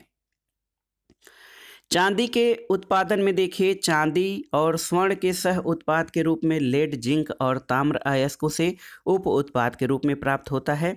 चांदी की खानें भारत में प्राप्त नहीं है, जो थोड़ा बहुत चांदी है वो दोस्तों राजस्थान से प्राप्त होता है। कच्चे तेल का उत्पादन सर्वाधिक अपतटीय क्षेत्रों में होता है जिस पर केंद्र सरकार का नियंत्रण है और राज्यों में सर्वाधिक उत्पादन राजस्थान में होता है। पेट्रोलियम का सर्वाधिक उत्पादन बॉम्बे हाई से होता है जो कि अपतटीय क्षेत्र में शामिल है। निजी क्षेत्र की तेल रिफाइनरी में दोस्तों रिलायंस देश में सबसे बड़ी रिफाइनरी है और सार्वजनिक क्षेत्र की सबसे बड़ी तेल शोधनशाला मंगलुरु कर्नाटक में स्थित है। प्राकृतिक गैस या नेचुरल गैस का उत्पादन सर्वाधिक अपतटीय क्षेत्रों में होता है। और दोस्तों भारत में सबसे महत्वपूर्ण खनिज युक्त शैल तंत्र धारवाड़ के शैल तंत्र हैं। यहाँ से सर्वाधिक मात्रा में खनिजों का उत्पादन किया जाता है। विंध्य शैल में दोस्तों चूना पत्थर के बृहद भंडार पाए जाते हैं। और देखिए लौह अयस्क की प्रमुख खानें जो भारत में, वो कुद्रेमुख कर्नाटक, बैलाडीला छत्तीसगढ़, ये लौह अयस्क की प्रमुख खानें हैं। दोस्तों भारत में टिन का उत्पादन करने वाला एकमात्र राज्य छत्तीसगढ़ है। संगमरमर जो है दोस्तों, संगमरमर ये कायांतरित या रूपांतरित चट्टान है। ये चूना पत्थर के परिवर्तन से बनता है। सर्वोत्तम किस्म का संगमरमर मकराना राजस्थान में पाया जाता है। दोस्तों भारत में कोयले का प्रमुख स्रोत क्या है, तो ये गोंडवाना शैल तंत्र हैं, जहाँ से सर्वाधिक मात्रा में कोयला उत्पादन होता है। देखिए कोयला प्रमुख क्षेत्रों में कोरबा छत्तीसगढ़ में, तालचेर उड़ीसा में, नामचिक नामफुक अरुणाचल प्रदेश में, सिंगरेनी आंध्र प्रदेश में, नेवेली तमिलनाडु में, झरिया झारखंड में, सिंहभूम गिरिडीह ये झारखंड में, विश्रामपुर छत्तीसगढ़ में, रानीगंज और आसनसोल ये पश्चिम बंगाल में हैं। ये कोयला के प्रमुख क्षेत्र हैं। इसके अलावा दोस्तों लौह अयस्क के प्रमुख क्षेत्रों को एक बार रिवाइज कर लेते हैं। सोनाई, क्योंझर और मयूरभंज ये उड़ीसा में, सिंहभूम, हजारीबाग, पलामू और धनबाद झारखंड में, बस्तर, दुर्ग, विश्रामपुर ये छत्तीसगढ़ में। इसके अलावा बेलवारी, चिकमंगलूर, चीतला, कुद्रेमुख कर्नाटक में, ये सभी लौह अयस्क के प्रमुख क्षेत्र हैं। खेतड़ी सिंघाना दोस्तों ये रीवा भगोनी राजस्थान, इसके अलावा मोसाबानी, धोवानी, पूर्वी सिंहभूम, बादाम पहाड़, इसके अलावा दोस्तों मलाजखंड, बालाघाट ये ताम्र के प्रमुख अयस्क हैं। तो याद रखिएगा खेतड़ी सिंघाना जो राजस्थान में है, मोसाबानी, धोवानी, पूर्वी सिंहभूम, बादाम पहाड़ ये झारखंड में है, मलाजखंड और बालाघाट मध्य प्रदेश के प्रमुख ताम्र अयस्क क्षेत्र हैं। दोस्तों देश में हमारे यहाँ सोने के लिए जो कर्नाटक की कोलार और हट्टी खाने हैं, ये स्वर्ण क्षेत्र देश का 99% स्वर्ण का उत्पादन करता है। इसके अलावा अन्य कहीं से भी स्वर्ण का उत्पादन नहीं किया जाता है। भारत के झारखंड राज्य में 132 खानों में सर्वाधिक कोयला खाने अवस्थित हैं। तो झारखंड में सर्वाधिक 132 खाने हैं कोयला के लिए। और भारत में सबसे पहले खनिज तेल का कुआं असम के माकुम क्षेत्र में 1867 में खोदा गया। उसके बाद डिगबोई में 1889 में तेल के कुएं की खुदाई की गई थी। दोस्तों पेट्रोलियम के प्रमुख क्षेत्रों में असम में डिगबोई और सुलघाटी, गुजरात में खंभात और अंकलेश्वर, और महाराष्ट्र में बॉम्बे हाई है। ये पेट्रोलियम उत्पादन के प्रमुख क्षेत्र हैं। इसके अलावा पश्चिम बंगाल में हल्दिया, जामनगर और कोयली गुजरात, डिगबोई और नुमालीगढ़ असम में, बरौनी बिहार में, कोच्चि केरल में और तातीपाका याद रखिएगा आंध्र प्रदेश के प्रमुख तेल शोधनशाला या ऑयल रिफाइनरी हैं। मंगला भाग्यम, शक्ति और ऐश्वर्या ये बाड़मेर बेसिन राजस्थान में खोजे गए प्रमुख तेल क्षेत्र हैं। और दोस्तों एक विजन है हाइड्रोजन विजन 2025, इसका संबंध पेट्रोलियम उत्पाद के भंडारण से है। भारत में तेल अन्वेषण का कार्य ONGC यानी oil and natural gas corporation, ये दोस्तों ONGC और ऑयल इंडिया लिमिटेड यानी OIL द्वारा किया जाता है। भारत में अधिकांश प्राकृतिक गैस का उत्पादन बॉम्बे हाई अपतटीय क्षेत्र के द्वारा किया जाता है। और झारखंड राज्य में कोडरमा अभ्रक उत्पादन का प्रमुख क्षेत्र है, इसलिए कोडरमा को माइका सिटी ऑफ इंडिया कहा जाता है। दोस्तों केरल के समुद्री तट पर मोनाजाइट जो बालू है उसमें से परमाणु खनिज थोरियम का निष्कर्षण किया जाता है। और जादूगोड़ा वर्तमान में झारखंड के पूर्वी सिंहभूम जिले में है और ये यूरेनियम उत्खनन के लिए प्रसिद्ध है। भारत में ऊर्जा का सर्वाधिक बड़ा स्रोत कोयला है और भारत में ऊर्जा उत्पादन में सर्वाधिक अंश ऊष्मीय यानी थर्मल पावर एनर्जी का है। इसके बाद जलीय, पवन और परमाणु ऊर्जा का भाग आता है। ओबरा ताप विद्युत केंद्र की स्थापना उत्तर प्रदेश के सोनभद्र जिले में रूसी इंजीनियरों के सहयोग से 1971 में हुई थी। आइए देख लेते हैं प्रदेश जो है दोस्तों देश में प्रमुख नाभिकीय शक्ति केंद्र और उनसे संबंधित राज्य। तो नरौरा उत्तर प्रदेश के बुलंदशहर जनपद में स्थित है नरौरा नाभिकीय शक्ति केंद्र। कोटा और रावतभाटा राजस्थान में है। तारापुर परमाणु शक्ति गृह दोस्तों महाराष्ट्र में है। काकरापार गुजरात में, कैगा कर्नाटक में और कालपक्कम और कुडनकुलम ये तमिलनाडु में स्थित प्रमुख नाभिकीय रिएक्टर हैं। दोस्तों थोरियम जो परमाणु ईंधन है वो भारत में प्रचुर मात्रा में उपलब्ध है क्योंकि ये केरल के मोनाजाइट बालू का निक्षेप में पाया जाता है। पवन ऊर्जा की दृष्टि से देखा जाए तो प्रथम स्थान पर भारत में तमिलनाडु राज्य है। उसके बाद पवन ऊर्जा में गुजरात का दूसरा स्थान है। तमिलनाडु राज्य के मुप्पंडाल नामक स्थान पर पवन ऊर्जा की एशिया की सबसे बड़ी परियोजना 1500 मेगावाट की परियोजना स्थापित की गई है और इसका नाम है मुप्पंडाल। खंबात की खाड़ी क्षेत्र दोस्तों ज्वारी ऊर्जा उत्पादन का प्रमुख क्षेत्र है और एनटीपीसी जिसको आप नेशनल थर्मल पावर कॉरपोरेशन कहते हैं ये तापीय विद्युत उत्पादन और एनएचपीसी का जल विद्युत उत्पादन से संबंध है। महाराष्ट्र राज्य का बिजली की प्रतिस्थापित क्षमता और उत्पादन में पहला स्थान है और रामपुर गांव ये दोस्तों उत्तर प्रदेश में स्थित है। अपना सौर ऊर्जा प्लांट लगाने वाला पहला गांव है जो उत्तर प्रदेश में स्थित है। भारत में पहला लौह इस्पात कारखाना 1874 में कुल्टी पश्चिम बंगाल में बराबर लौह कंपनी के रूप में स्थापित किया गया था, जबकि देश में सबसे बड़ा पहला बड़े पैमाने का कारखाना 1907 में झारखंड के साकची में स्वर्णरेखा नदी की घाटी में जमशेद जी टाटा द्वारा स्थापित किया गया था।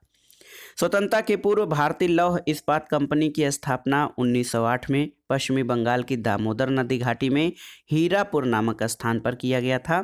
और दोस्तों सेल जो स्टील कॉरपोरेशन ऑफ बंगाल है SAIB दोस्तों स्टील कॉरपोरेशन ऑफ बंगाल की स्थापना 1937 में बर्नपुर में की गई थी और 1953 में भारतीय लौह इस्पात कंपनी में इसको मिला दिया गया था।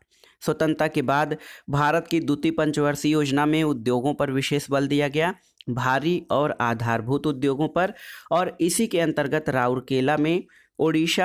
राउरकेला जो उड़ीसा में है 1959 में जर्मनी के सहयोग से, भिलाई छत्तीसगढ़ में है 1959 में सोवियत संघ रूस की सहायता से यहाँ पर स्टील प्लांटों की स्थापना की गई थी।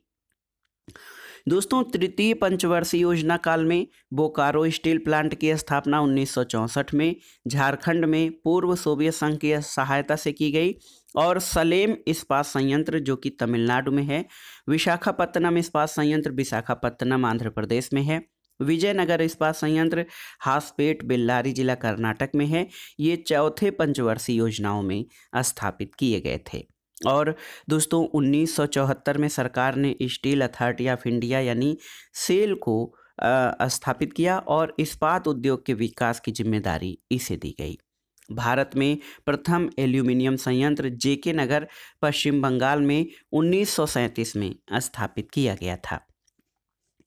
आइए देखते हैं भारत में प्रमुख एल्यूमिनियम उद्योगों के बारे में। बाल्को दोस्तों ये कोरबा छत्तीसगढ़ में सोवियत संघ के सहयोग से स्थापित किया गया। नाल्को ये दामनजोड़ी कोरापुट उड़ीसा में फ्रांस के सहयोग से स्थापित किया गया।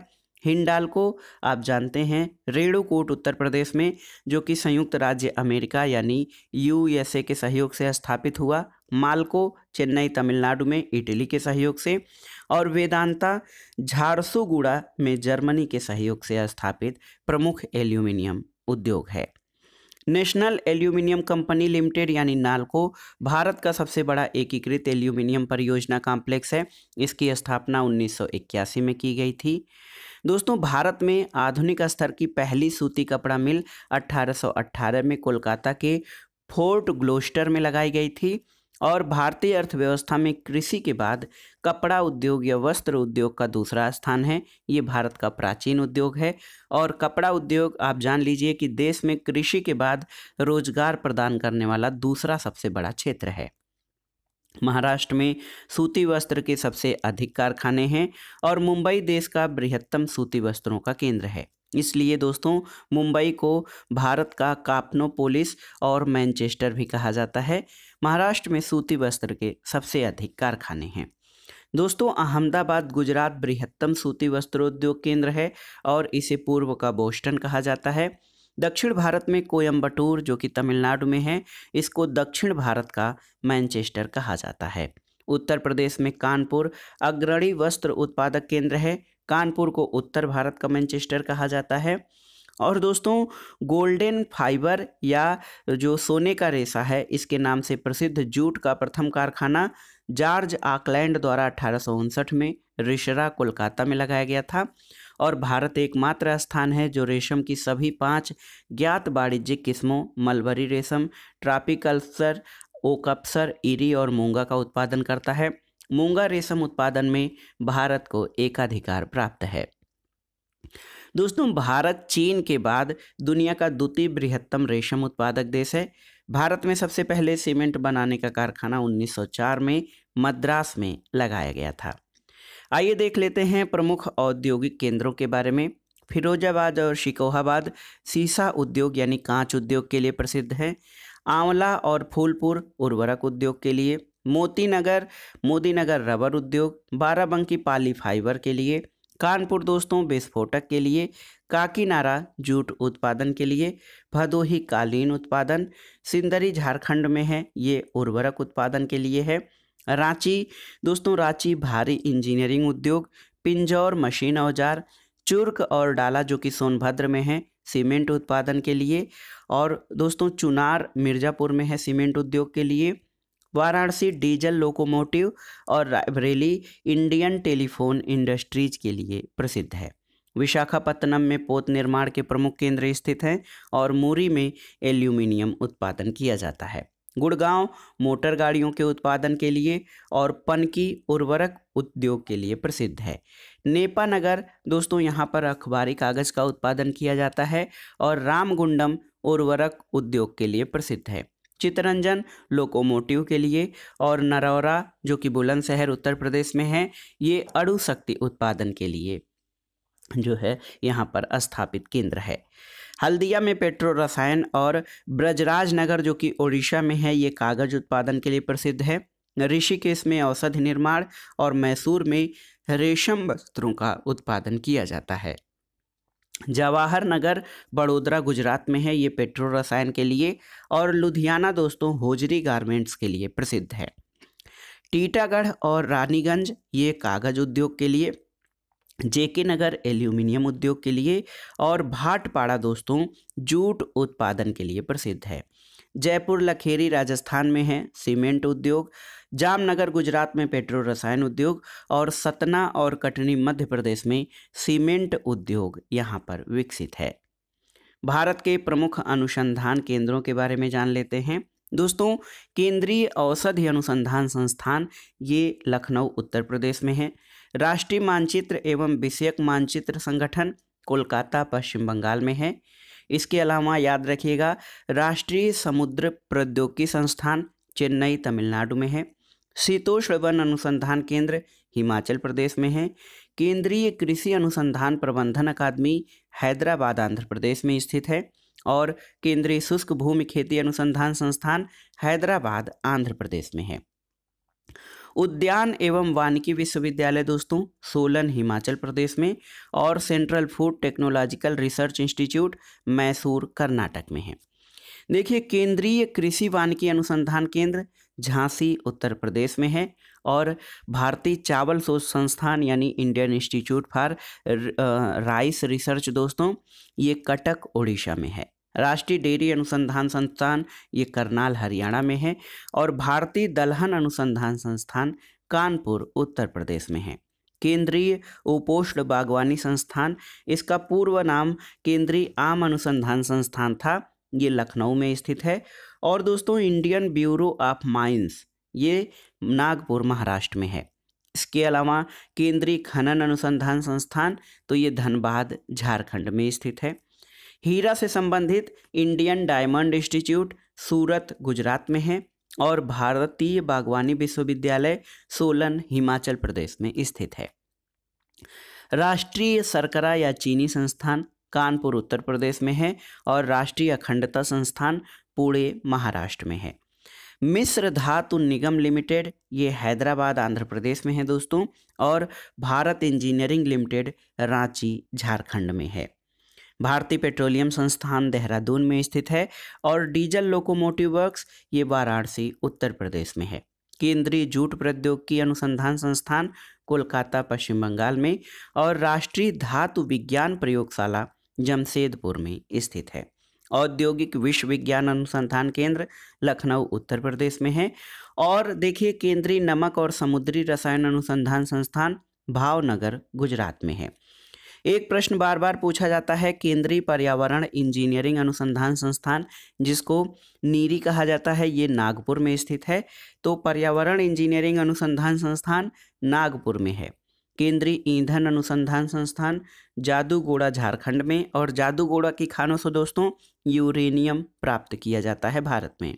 केंद्रीय चमड़ा अनुसंधान संस्थान चेन्नई में और केंद्रीय लीची अनुसंधान संस्थान मुजफ्फरपुर बिहार में है। भारत में कागज का पहला कारखाना 1716 में मद्रास के समीप ट्रंकवार नामक स्थान पर डॉक्टर विलियम कोर द्वारा स्थापित किया गया। भारत में सुपर फास्फेट उर्वरक का पहला कारखाना तमिलनाडु के रानीपेट में 1906 में स्थापित किया गया था और भारतीय उर्वरक निगम की स्थापना 1951 में की गई थी। इसी के तहत एशिया का सबसे बड़ा संयंत्र सिंदरी जो कि झारखंड में स्थापित किया गया था। दोस्तों भारत में पोटास का उत्पादन नहीं होता है, ये पूरी तरह आयात पर निर्भर है। भारत में जलयान निर्माण का कारखाना विशाखापत्तनम में 1941 में स्थापित किया गया था और भारत सरकार द्वारा इसका अधिग्रहण करके 1952 में हिंदुस्तान शिपयार्ड विशाखापत्तनम नाम कर दिया गया।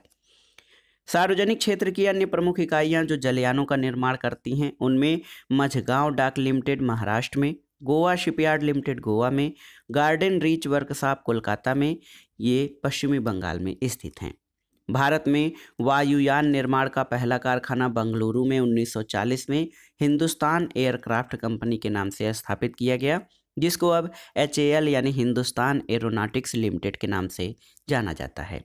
दोस्तों मोटर गाड़ी उद्योग से संबंधित प्रमुख इकाइयों में मारुति उद्योग लिमिटेड गुरुग्राम हरियाणा में, सनराइज इंडस्ट्रीज बेंगलुरु में, महिंद्रा एंड महिंद्रा लिमिटेड ये पुणे में, Tata engineering and locomotive company Tata Motors Jamshedpur में, हिंदुस्तान मोटर कोलकाता में, अशोक लीलैंड चेन्नई में और प्रीमियर ऑटोमोबाइल्स लिमिटेड ये मुंबई में है। भारत में चमड़ा उद्योग या चर्म उद्योग के प्रमुख केंद्र कानपुर, आगरा और कोलकाता, मुंबई, पटना और बेंगलुरु हैं। भारत में कानपुर चर्म उद्योग का सबसे बड़ा केंद्र है। दोस्तों भारत में ऊनी वस्त्र की पहली मिल कानपुर में 1870 में स्थापित की गई थी और वर्तमान में ऊनी वस्त्र उद्योग मुख्य रूप से पंजाब, लुधियाना, जालंधर, धारीवाल और उत्तर प्रदेश, राजस्थान के जयपुर, भीलवाड़ा और बीकानेर में, इसके अलावा कर्नाटक के बेंगलुरु और मैसूर में और जम्मू कश्मीर के श्रीनगर, महाराष्ट्र और गुजरात राज्यों में स्थित है। तो दोस्तों ये था आज का वीडियो। वन लाइनर ज्योग्राफी के अंतर्गत आपने भारत के भूगोल से संबंधित महत्वपूर्ण प्रश्नों को देखा। आप इन प्रश्नों को रिवाइज करते रहिएगा ताकि आगामी परीक्षाओं में जब ये प्रश्न पूछे जाएं तो आप उनको सही सही अटेम्प्ट कर सकें। दोस्तों वीडियो आपको कैसा लगा हमें कमेंट बॉक्स में ज़रूर बताइएगा। वीडियो को लाइक करें, शेयर करें और इस चैनल मार्गदर्शन फॉर सिविल सर्विसेज को सब्सक्राइब करें। वीडियो देखने के लिए धन्यवाद दोस्तों, नमस्कार। हैं आज का वीडियो। सबसे पहले भारत में परिवहन से संबंधित महत्वपूर्ण तथ्यों को देखते हैं।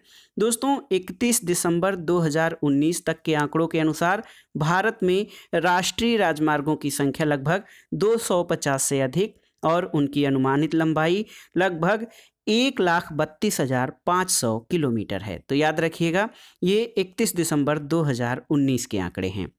दोस्तों राष्ट्रीय राजमार्ग के निर्माण, प्रबंधन और रखरखाव की जिम्मेदारी किसकी है? तो ये भारत सरकार की होती है और इसका नियंत्रण केंद्रीय लोक निर्माण विभाग द्वारा किया जाता है। एक महत्वपूर्ण तथ्य है स्वर्णिम चतुर्भुज परियोजना, इसका संबंध किससे है? तो दोस्तों स्वर्णिम चतुर्भुज परियोजना का संबंध जो है राजमार्ग विकास से है। इसके अंतर्गत 5,846 किलोमीटर लंबे राष्ट्रीय राजमार्ग द्वारा 4 महानगरों दिल्ली, मुंबई, चेन्नई और कोलकाता को जोड़ा गया है और ये भारत के 4 महानगरों के जोड़ने की अत्यंत ही महत्वाकांक्षी परियोजना है। देखिए, पूरब पश्चिम गलियारा सिलचर को पोरबंदर से और उत्तर दक्षिण गलियारा श्रीनगर को कन्याकुमारी से जोड़ता है और ये एक दूसरे को झांसी उत्तर प्रदेश में काटते हैं, इसलिए झांसी को दोनों दिशाओं का केंद्र बिंदु माना गया है। तो दोस्तों, पूरब पश्चिम उत्तर दक्षिण कॉरिडोर कहाँ पर एक दूसरे को काटते हैं? तो याद रखिएगा, झांसी उत्तर प्रदेश में। और ये प्रश्न यूपी स्पेशल के लिए भी बहुत ही महत्वपूर्ण है। देखिए, 1000 से अधिक जनसंख्या वाले सभी ग्रामों को प्रत्येक मौसम के लिए अनुकूल अच्छी सड़कों से जोड़ने के लिए प्रधानमंत्री ग्राम सड़क योजना प्रारंभ की गई। कब? 25 दिसंबर 2000 को। तो याद रखिएगा दोस्तों, 1000 से अधिक जनसंख्या वाले सभी गांवों को प्रत्येक मौसम के लिए अनुकूल अच्छी सड़कों से जोड़ने के लिए 25 दिसंबर 2000 को प्रधानमंत्री ग्राम सड़क योजना प्रारंभ की गई। और भारत में अगर राज्यों की बात करें तो महाराष्ट्र राज्य में राज्य राजमार्ग यानी प्रदेश राजमार्ग की लंबाई सर्वाधिक है।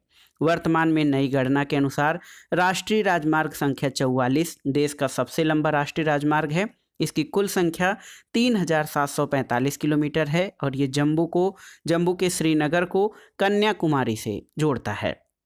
दोस्तों, ये पहले 7 राष्ट्रीय राजमार्गों यानी NH1A, NH1, NH2, NH3, NH75, NH26 और NH7 के विलय के बाद अस्तित्व में आया है और ये दोस्तों 11 राज्यों से होकर गुजरता है। देखिए, भारत की राष्ट्रीय राजमार्ग संख्या 7 जो है ये देश का सबसे बड़ा राजमार्ग है। इसकी लंबाई 2369 किलोमीटर है, वर्ग किलोमीटर, जो वाराणसी को जबलपुर, नागपुर, हैदराबाद, बंगलुरु होता हुआ कन्याकुमारी से जोड़ता है। दोस्तों, राष्ट्रीय राजमार्ग जो है ये संपूर्ण सड़क नेटवर्क का लगभग 2.7% ही है, लेकिन ये देश के कुल सड़क यातायात का 40 से 45% की पूर्ति करता है। भारत की सड़क प्रणाली दुनिया की दूसरी विशालतम सड़क प्रणालियों में से एक है। दोस्तों, भारत में मनाली लेह मार्ग ये दुनिया की सबसे ऊंची सड़क है और राष्ट्रीय राजमार्ग संख्या 1 और राष्ट्रीय राजमार्ग संख्या 2 को सम्मिलित रूप से ग्रांड ट्रंक रोड यानी GT रोड के नाम से जाना जाता है। भारतीय राष्ट्रीय राजमार्ग प्राधिकरण की स्थापना 1988 में की गई थी और याद रखिएगा NHAI। देखिए, भारतीय राष्ट्रीय राजमार्ग प्राधिकरण। सीमावर्ती सड़कों का निर्माण किसके द्वारा किया जाता है? तो दोस्तों, जो देश के सीमावर्ती सड़कें हैं उनका निर्माण और प्रबंधन सीमा सड़क विकास बोर्ड द्वारा किया जाता है। देखिए, बनिहाल दर्रे में स्थित जवाहर सुरंग से गुजरने वाला राजमार्ग राष्ट्रीय राजमार्ग संख्या NH1A है और ये राजमार्ग जालंधर से जम्मू और श्रीनगर होते हुए उरी तक जाता है। देश का सबसे छोटा राष्ट्रीय राजमार्ग संख्या ये 47A है। इसकी लंबाई मात्र 6 किलोमीटर है और इसका नाम अब दोस्तों 47A से बदलकर NH966 यानी NH966B कर दिया गया है और ये मात्र 6 किलोमीटर है। आपके लिए एक प्रश्न है कि ये जो सबसे छोटा राष्ट्रीय राजमार्ग है ये कहाँ से कहाँ तक का है, आपको बताना है। दोस्तों, राज्य राजमार्गों का निर्माण और रखरखाव की जिम्मेदारी किसकी? राज्य सरकार की होती है और भारत में सर्वाधिक पक्की सड़कों वाला राज्य ये महाराष्ट्र है, जबकि सर्वाधिक कच्ची सड़कों वाला राज्य ओडिशा है। दोस्तों, आइए देखते हैं प्रमुख राष्ट्रीय राजमार्गों के बारे में। राष्ट्रीय राजमार्ग संख्या 1 यानी NH1 ये दिल्ली, अंबाला, जालंधर, अमृतसर और इंडो पाक बॉर्डर को जोड़ता है। नेशनल हाईवे 2 ये दोस्तों दिल्ली, मथुरा, आगरा, कानपुर, इलाहाबाद, वाराणसी, कोलकाता यानी दिल्ली से कोलकाता तक ये जाता है। राष्ट्रीय राजमार्ग संख्या 3 ये आगरा, ग्वालियर, देवास से होकर मुंबई तक जाता है और राष्ट्रीय राजमार्ग संख्या 4 ठाणे से पुणे, बेलगांव, हुबली, बंगलुरु से लेकर ये चेन्नई तक जाता है। राष्ट्रीय राजमार्ग संख्या 5 दोस्तों ये NH5 बाहरा गोरा चेन्नई पूर्वी तट के साथ है और राष्ट्रीय राजमार्ग संख्या 6 ये धुले से कोलकाता तक है। NH7 ये बहुत लंबा है, वाराणसी, जबलपुर, नागपुर, हैदराबाद, बंगलुरु, मदुरई से लेकर कन्याकुमारी यानी वाराणसी से कन्याकुमारी है NH7। राष्ट्रीय राजमार्ग संख्या 8 ये दिल्ली, जयपुर, अजमेर, उदयपुर होते हुए अहमदाबाद, बड़ोदरा से मुंबई तक जाता है। नेशनल हाईवे 15 दोस्तों ये पठानकोट से समखियाली तक जाता है। और नेशनल हाईवे 24 ये दिल्ली, बरेली, लखनऊ है। और राष्ट्रीय राजमार्ग संख्या 28 ये भी बहुत ही महत्वपूर्ण है, लखनऊ, गोरखपुर होते हुए ये मुजफ्फरपुर, बरौनी तक जाता है। और राष्ट्रीय राजमार्ग संख्या 56 लखनऊ से वाराणसी है। राष्ट्रीय राजमार्ग संख्या 58 दिल्ली, गाजियाबाद, मेरठ, हरिद्वार से लेकर वाटिकाश्रम तक। और राष्ट्रीय राजमार्ग संख्या 47A विलिंगटन आइलैंड से कोचीन बाईपास तक। और याद कीजिए दोस्तों, इसी से संबंधित हमने आपसे एक प्रश्न भी पूछा था कि सबसे छोटा राष्ट्रीय राजमार्ग कौन सा है, तो ये विलिंगटन आइलैंड से कोचीन बाईपास तक मात्र 6 किलोमीटर लंबा नेशनल हाईवे है। राष्ट्रीय राजमार्ग संख्या 1A ये जालंधर से उरी यानी जम्मू कश्मीर तक जाता है। दोस्तों ग्रेटर नोएडा से आगरा तक 165.33 किलोमीटर तक 100 मीटर चौड़े और 6 लेन यमुना ताज एक्सप्रेस की सड़क निर्माण का कार्य पूरा किया गया।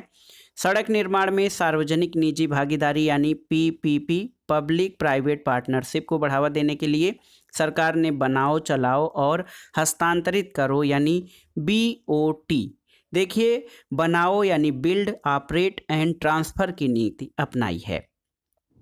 गंगा मेकांग राजमार्ग का निर्माण 6 देशों Bharat, Myanmar, Thailand, Laos, Cambodia और वियतनाम तक किया जाएगा।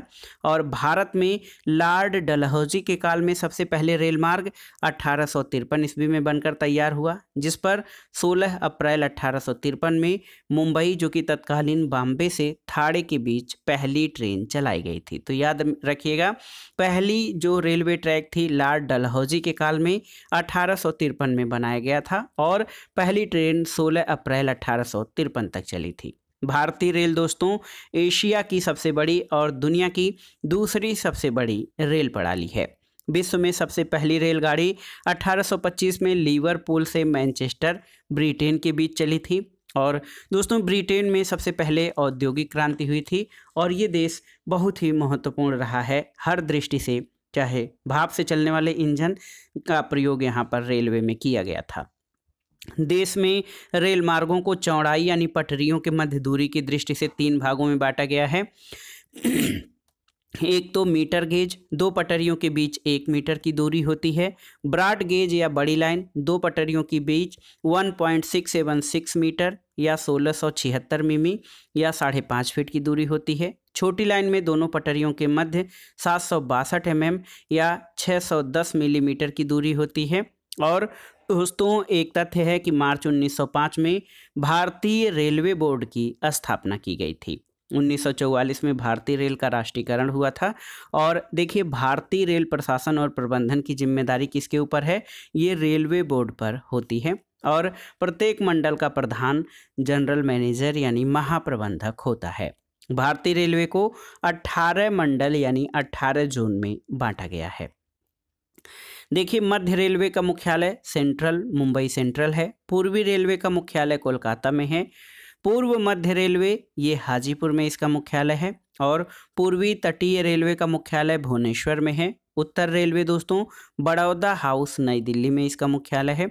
उत्तर मध्य रेलवे इलाहाबाद यानी प्रयागराज में और पूर्वोत्तर रेलवे का गोरखपुर में है।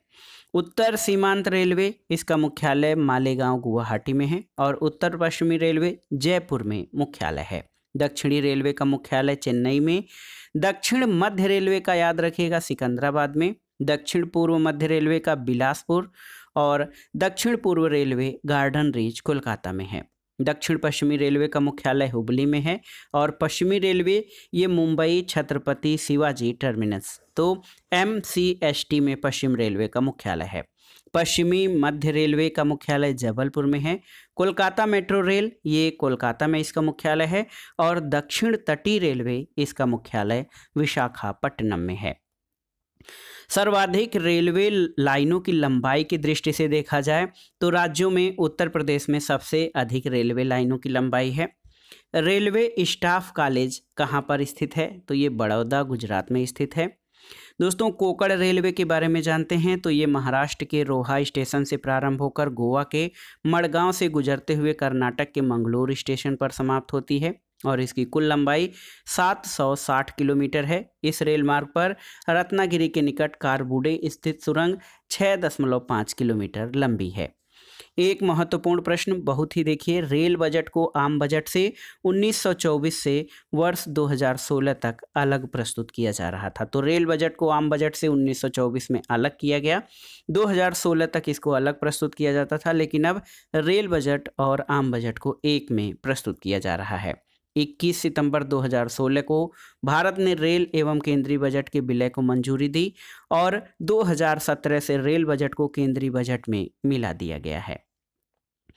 भारत की जो है कुछ प्रमुख टूरिस्ट ट्रेन यानी पर्यटक ट्रेनों में Deccan Odyssey, Heritage on Wheels, Royal Rajasthan on Wheels और महाराजा एक्सप्रेस है। तो याद रखिएगा, Deccan Odyssey, Heritage on Wheels, Royal Rajasthan on Wheels और महाराजा एक्सप्रेस ये महत्वपूर्ण पर्यटक ट्रेनें हैं।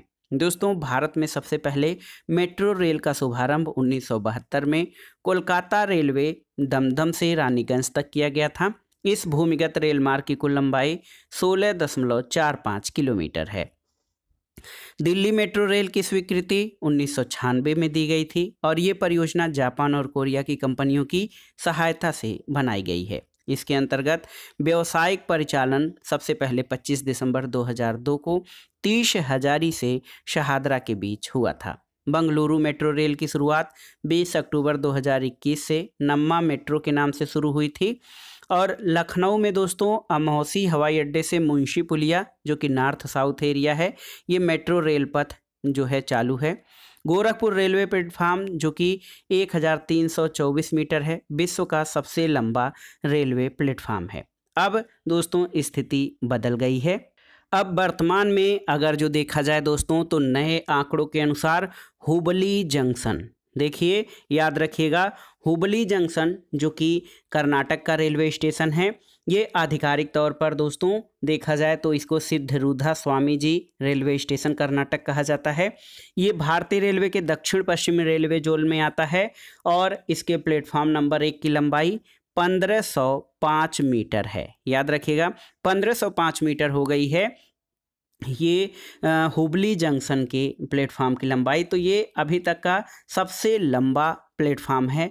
इसके बाद दूसरे नंबर पर आ गया है गोरखपुर रेलवे स्टेशन का जो प्लेटफार्म है, ये 1355 मीटर था, 1324 मीटर और आगे बढ़ा दिया गया था 1355 मीटर। तो कुल मिलाकर अब हुबली, याद रखिएगा दोस्तों, हुबली जंक्शन का प्लेटफार्म हुबली कर्नाटक में है और ये दुनिया का सबसे लंबा प्लेटफार्म है।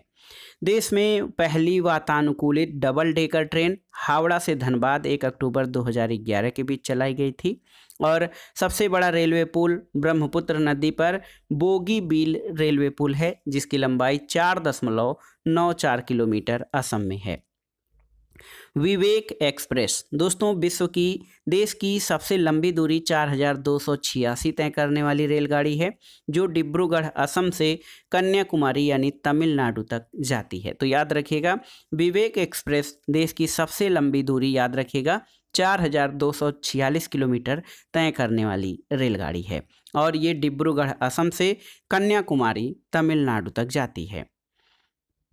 दोस्तों भारत और पाकिस्तान के बीच एक समझौता एक्सप्रेस चली थी लाहौर से अटारी के मध्य, और थार एक्सप्रेस भारत मुनावाओ यानी बाड़मेर से पाकिस्तान खोखरापार सिंध के मध्य चलती है। देश में पहली बुलेट ट्रेन मुंबई अहमदाबाद के मध्य चलाए जाने की संभावना है और भारत में रेल इंजन के कारखाने चित्तरंजन, वाराणसी और भोपाल में स्थित हैं। सवारी डिब्बों का निर्माण पेरम्बूर तमिलनाडु में, कपूरथला पंजाब में, कोलकाता और बंगलुरु में किया जाता है, यानी rail coach factory Perambur Tamil Nadu, Kapurthala Punjab में स्थित है। और इसके अलावा दोस्तों रेल इंजन बनाने का नया कारखाना मधेपुरा जो कि इलेक्ट्रिक इंजन और मढ़ौरा डीजल इंजन, ये बिहार में स्थापित किया गया है। पहिया बनाने का कारखाना छपरा और rail coach factory Raebareli Uttar Pradesh में स्थापित की गई है। देखिए भारत की कुछ महत्वपूर्ण रेलवे जैसे Darjeeling Himalaya railway, Nilgiri mountain railway और कालका शिमला रेलवे को विश्व धरोहर के रूप में मान्यता दी गई है। भोपाल एक्सप्रेस जो कि भोपाल दिल्ली से देश की पहली रेलगाड़ी जिसे ISO 9001 प्रमाण पत्र ये जो है विशिष्ट गुणवत्ता के लिए मिला है। 14 अप्रैल 2008 को वित्तपुर यानी कोलकाता से ढाका बांग्लादेश के बीच मैत्री एक्सप्रेस चलाई गई है। पोत प्रांगण यानी चिप यार्ड वह स्थल है जहां जहाज़ों का निर्माण और मरम्मत का कार्य होता है। इस दृष्टि से कोचीन या कोच्चि शिपयार्ड भारत का सबसे बड़ा पोत प्रांगण है। दोस्तों भारतीय अंतर्देशीय जलमार्ग प्राधिकरण का मुख्यालय ये नोएडा में स्थित है और राष्ट्रीय अंतर्देशीय नौवहन संस्थान ये याद रखिएगा पटना में स्थित है। इसकी स्थापना 2004 में की गई थी। तो राष्ट्रीय अंतर्देशीय नौवहन संस्थान पटना में स्थित है, 2004 में स्थापित किया गया था। एक अन्य महत्वपूर्ण आप जानते भी हैं कि गंगा नदी के इलाहाबाद यानी प्रयागराज से हल्दिया तक के भाग को राष्ट्रीय जलमार्ग संख्या 1 यानी नेशनल वाटरवेज संख्या 1 घोषित किया गया है। इसकी स्थापना वर्ष 1986 में हुई थी। इसकी कुल लंबाई 1620 किलोमीटर है और ये देश का सबसे लंबा आंतरिक जलमार्ग है। वर्तमान में कुल 111 राष्ट्रीय जलमार्ग हैं, जिसमें से दिसंबर 2018 तक कुल 13 जलमार्ग परिचालन में हैं। आइए देख लेते हैं जलमार्ग और उनकी दूरी तथा कहां से कहां तक इनका निर्माण है। तो राष्ट्रीय जलमार्ग संख्या 1 इलाहाबाद से हल्दिया तक ये 1620 किलोमीटर है। राष्ट्रीय जलमार्ग संख्या 2 सदिया से धुबरी तक ब्रह्मपुत्र नदी में 891 किलोमीटर। राष्ट्रीय जलमार्ग संख्या 3 कोल्लम से कोट्टापुरम केरल में ये 205 किलोमीटर और नेशनल वाटरवेज संख्या 4 ये काकीनाडा से मरकान्नम गोदावरी और कृष्णा नदी का क्षेत्र है, लगभग 1100 किलोमीटर इसकी दूरी है। राष्ट्रीय जलमार्ग संख्या 5 ये गेवन खली से तलचर पारादीप से पश्चिमी बंगाल ओडिशा तक जाता है और दोस्तों ये बहुत ही महत्वपूर्ण है, 623 किलोमीटर इसकी लंबाई है। और राष्ट्रीय जलमार्ग संख्या 6 भांगा से लखीमपुर ये असम में बराक नदी पर बनाया गया है, 121 किलोमीटर इस जलमार्ग की लंबाई है। अब देखिए दोस्तों भारत के प्रमुख बड़े बंदरगाहों के बारे में आइए जान लेते हैं। भारत के प्रमुख बड़े बंदरगाह कौन कौन से हैं, उनसे संबंधित राज्य कौन है और इसके अलावा नदी समुद्र और खाड़ी में उनकी स्थिति कहाँ पर है। तो देखिए बहुत अच्छा है कि आप देख सकते हैं दोस्तों कांडला जो कि दीनदयाल पत्तन है गुजरात में है। कच्छ की खाड़ी अरब सागर में स्थित है। मुंबई पत्तन ये महाराष्ट्र में अरब सागर में है। मार्मागोवा गोवा में है, अरब सागर में है। न्यू मंगलौर ये जो पत्तन है ये कर्नाटक में अरब सागर में स्थित है, यानी ये पश्चिमी तट पे स्थित प्रमुख जो दोस्तों हमारे बंदरगाह या पत्तन है। इसमें नाहवा शेवा यानी जवाहरलाल नेहरू पोर्ट ये मुंबई महाराष्ट्र में अरब सागर में है।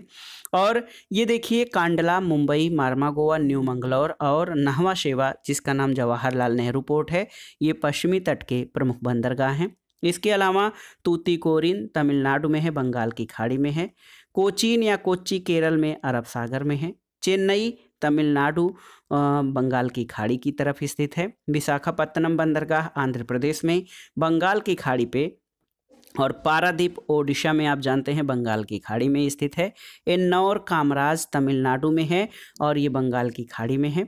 पोर्ट ब्लेयर जो पोर्ट है दोस्तों ये अंडमान में बंगाल की खाड़ी की तरफ। कोलकाता हल्दिया बंदरगाह ये पश्चिम बंगाल में हुगली नदी के तट पर स्थित है। भारत का सबसे गहरा पत्तन ये विशाखापत्तनम है। देखिए नाम भी इसका पत्तनम है और ये भारत का सबसे गहरा पत्तन है। गुजरात का कांडला एक प्राकृतिक और ज्वारी बंदरगाह है। दोस्तों चेन्नई पत्तन या चेन्नई पोर्ट भारत का दूसरा सबसे बड़ा बंदरगाह है। पहले नंबर पर मुंबई और सबसे कृत्रिम बंदरगाह है। यह एक खुला सागरी बंदरगाह भी है। विशाखापत्तनम की बात करें तो विशाखापत्तनम और कोच्चि बंदरगाह प्राकृतिक बंदरगाह हैं, जबकि चेन्नई और तूतीकोरिन कृत्रिम बंदरगाह के उदाहरण हैं। याद रखिएगा विशाखापत्तनम और कोच्चि बंदरगाह ये प्राकृतिक बंदरगाह के उदाहरण हैं चेन्नई और तूतीकोरिन इनका निर्माण किया गया है। भारत का सबसे बड़ा जहाज तोड़ने का यार्ड यानी शिप रिसाइकलिंग यार्ड ये अलंग गुजरात में है। दाहेज बंदरगाह गुजरात में देश का पहला बंदरगाह है जो रसायनों के निपटान के लिए स्थापित किया गया है, इसलिए इसे रसायन बंदरगाह का नाम भी दिया गया है। देश का पहला निगमित और कंप्यूटराइज्ड बंदरगाह ये एन्नौर बंदरगाह है। केंद्रीय अंतर्देशीय जल परिवहन निगम का मुख्यालय कहाँ पे है? तो याद रखिएगा, केंद्रीय अंतर्देशीय जल परिवहन निगम का मुख्यालय कोलकाता में है। और सेतु समुद्रम परियोजना मन्नार की खाड़ी और पाक की खाड़ी को जोड़ती है। नहवा सेवा दोस्तों ये अरब सागर में स्थित मुंबई की तरफ स्थित है। नहवा सेवा पत्तन, जिसको जवाहरलाल नेहरू पोर्ट कहा गया है, ये भारत का सबसे बड़ा कंटेनर पोर्ट है और देश की 7516.6 किलोमीटर लंबी समुद्री तट रेखा पर 13 प्रमुख बड़े बंदरगाह और 187 छोटे और मझोले बंदरगाह हैं। पारादीप ये ओडिशा में है। पारादीप बंदरगाह का पृष्ठ प्रदेश खनिज संपदा की दृष्टि से काफ़ी संपन्न है। इसके अलावा दोस्तों देश में वायु परिवहन का विकास कब हुआ था? तो याद रखिएगा 1911 यानी 1911 से प्रारंभ होता है और इसमें इलाहाबाद से नैनी के बीच वायुयान द्वारा डाक ले जाई गई थी। 1934 में इंडिया नेशनल एयरवेज कंपनी की स्थापना हुई थी और 1953 में वायु परिवहन का राष्ट्रीयकरण करते हुए दो नवनिर्मित निगम, एक तो इंडियन एयरलाइंस जिसको भारतीय विमान निगम कहा जाता है देश के आंतरिक भागों और पड़ोसी देशों में वायु परिवहन के लिए, और एयर इंडिया इंटरनेशनल जो कि विदेशों के लिए सेवाएं उपलब्ध करता है। ये 1953 में दो निगमों की स्थापना की गई थी। भारत में दोस्तों हैदराबाद का राजीव गांधी अंतर्राष्ट्रीय हवाई अड्डा एशिया का पहला ग्रीन एयरपोर्ट है और इस समय देश में 3 प्रकार की वायु सेवाएं हैं। एक तो एयर इंडिया यानी एयर इंडिया लिमिटेड, दूसरा पवन हंस हेलीकॉप्टर और तीसरा निजी वायु विमान सेवाएं।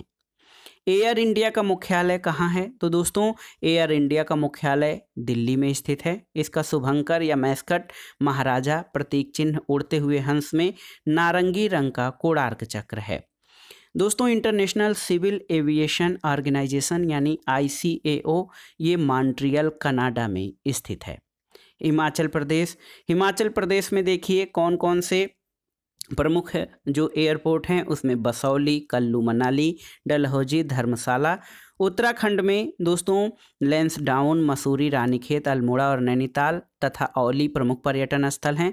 जम्मू कश्मीर में गुलमर्ग, पश्चिम बंगाल में दार्जिलिंग और कालिम्पोंग, तमिलनाडु में ऊटी और कोडाईकनाल, मध्य प्रदेश में पंचमढ़ी, महाराष्ट्र के खंडला और महाबलेश्वर, कर्नाटक में दोस्तों चिकमंगलूर, नंदी हिल्स और मेघालय शिलांग। इसके अलावा माउंट आबू राजस्थान में है, मन्नार और पेरियार केरल में और सपूतरा और उड़वाड़ ये गुजरात के प्रमुख पर्यटक स्थल हैं। हिमाचल प्रदेश में कुल्लू मनाली, डलहौजी, धर्मशाला ये सभी बहुत ही महत्वपूर्ण पर्यटन स्थल हैं।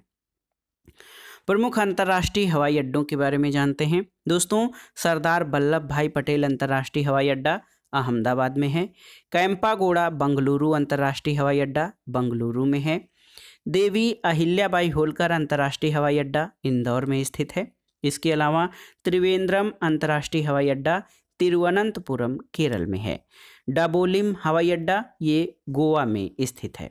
इसके अलावा वीर सावरकर अंतर्राष्ट्रीय हवाई अड्डा पोर्ट ब्लेयर में, राजीव गांधी अंतर्राष्ट्रीय हवाई अड्डा हैदराबाद में और लोकप्रिय गोपीनाथ बारदोलोई अंतर्राष्ट्रीय हवाई अड्डा ये गुवाहाटी में स्थित है। इंदिरा गांधी अंतर्राष्ट्रीय हवाई अड्डा नई दिल्ली में है।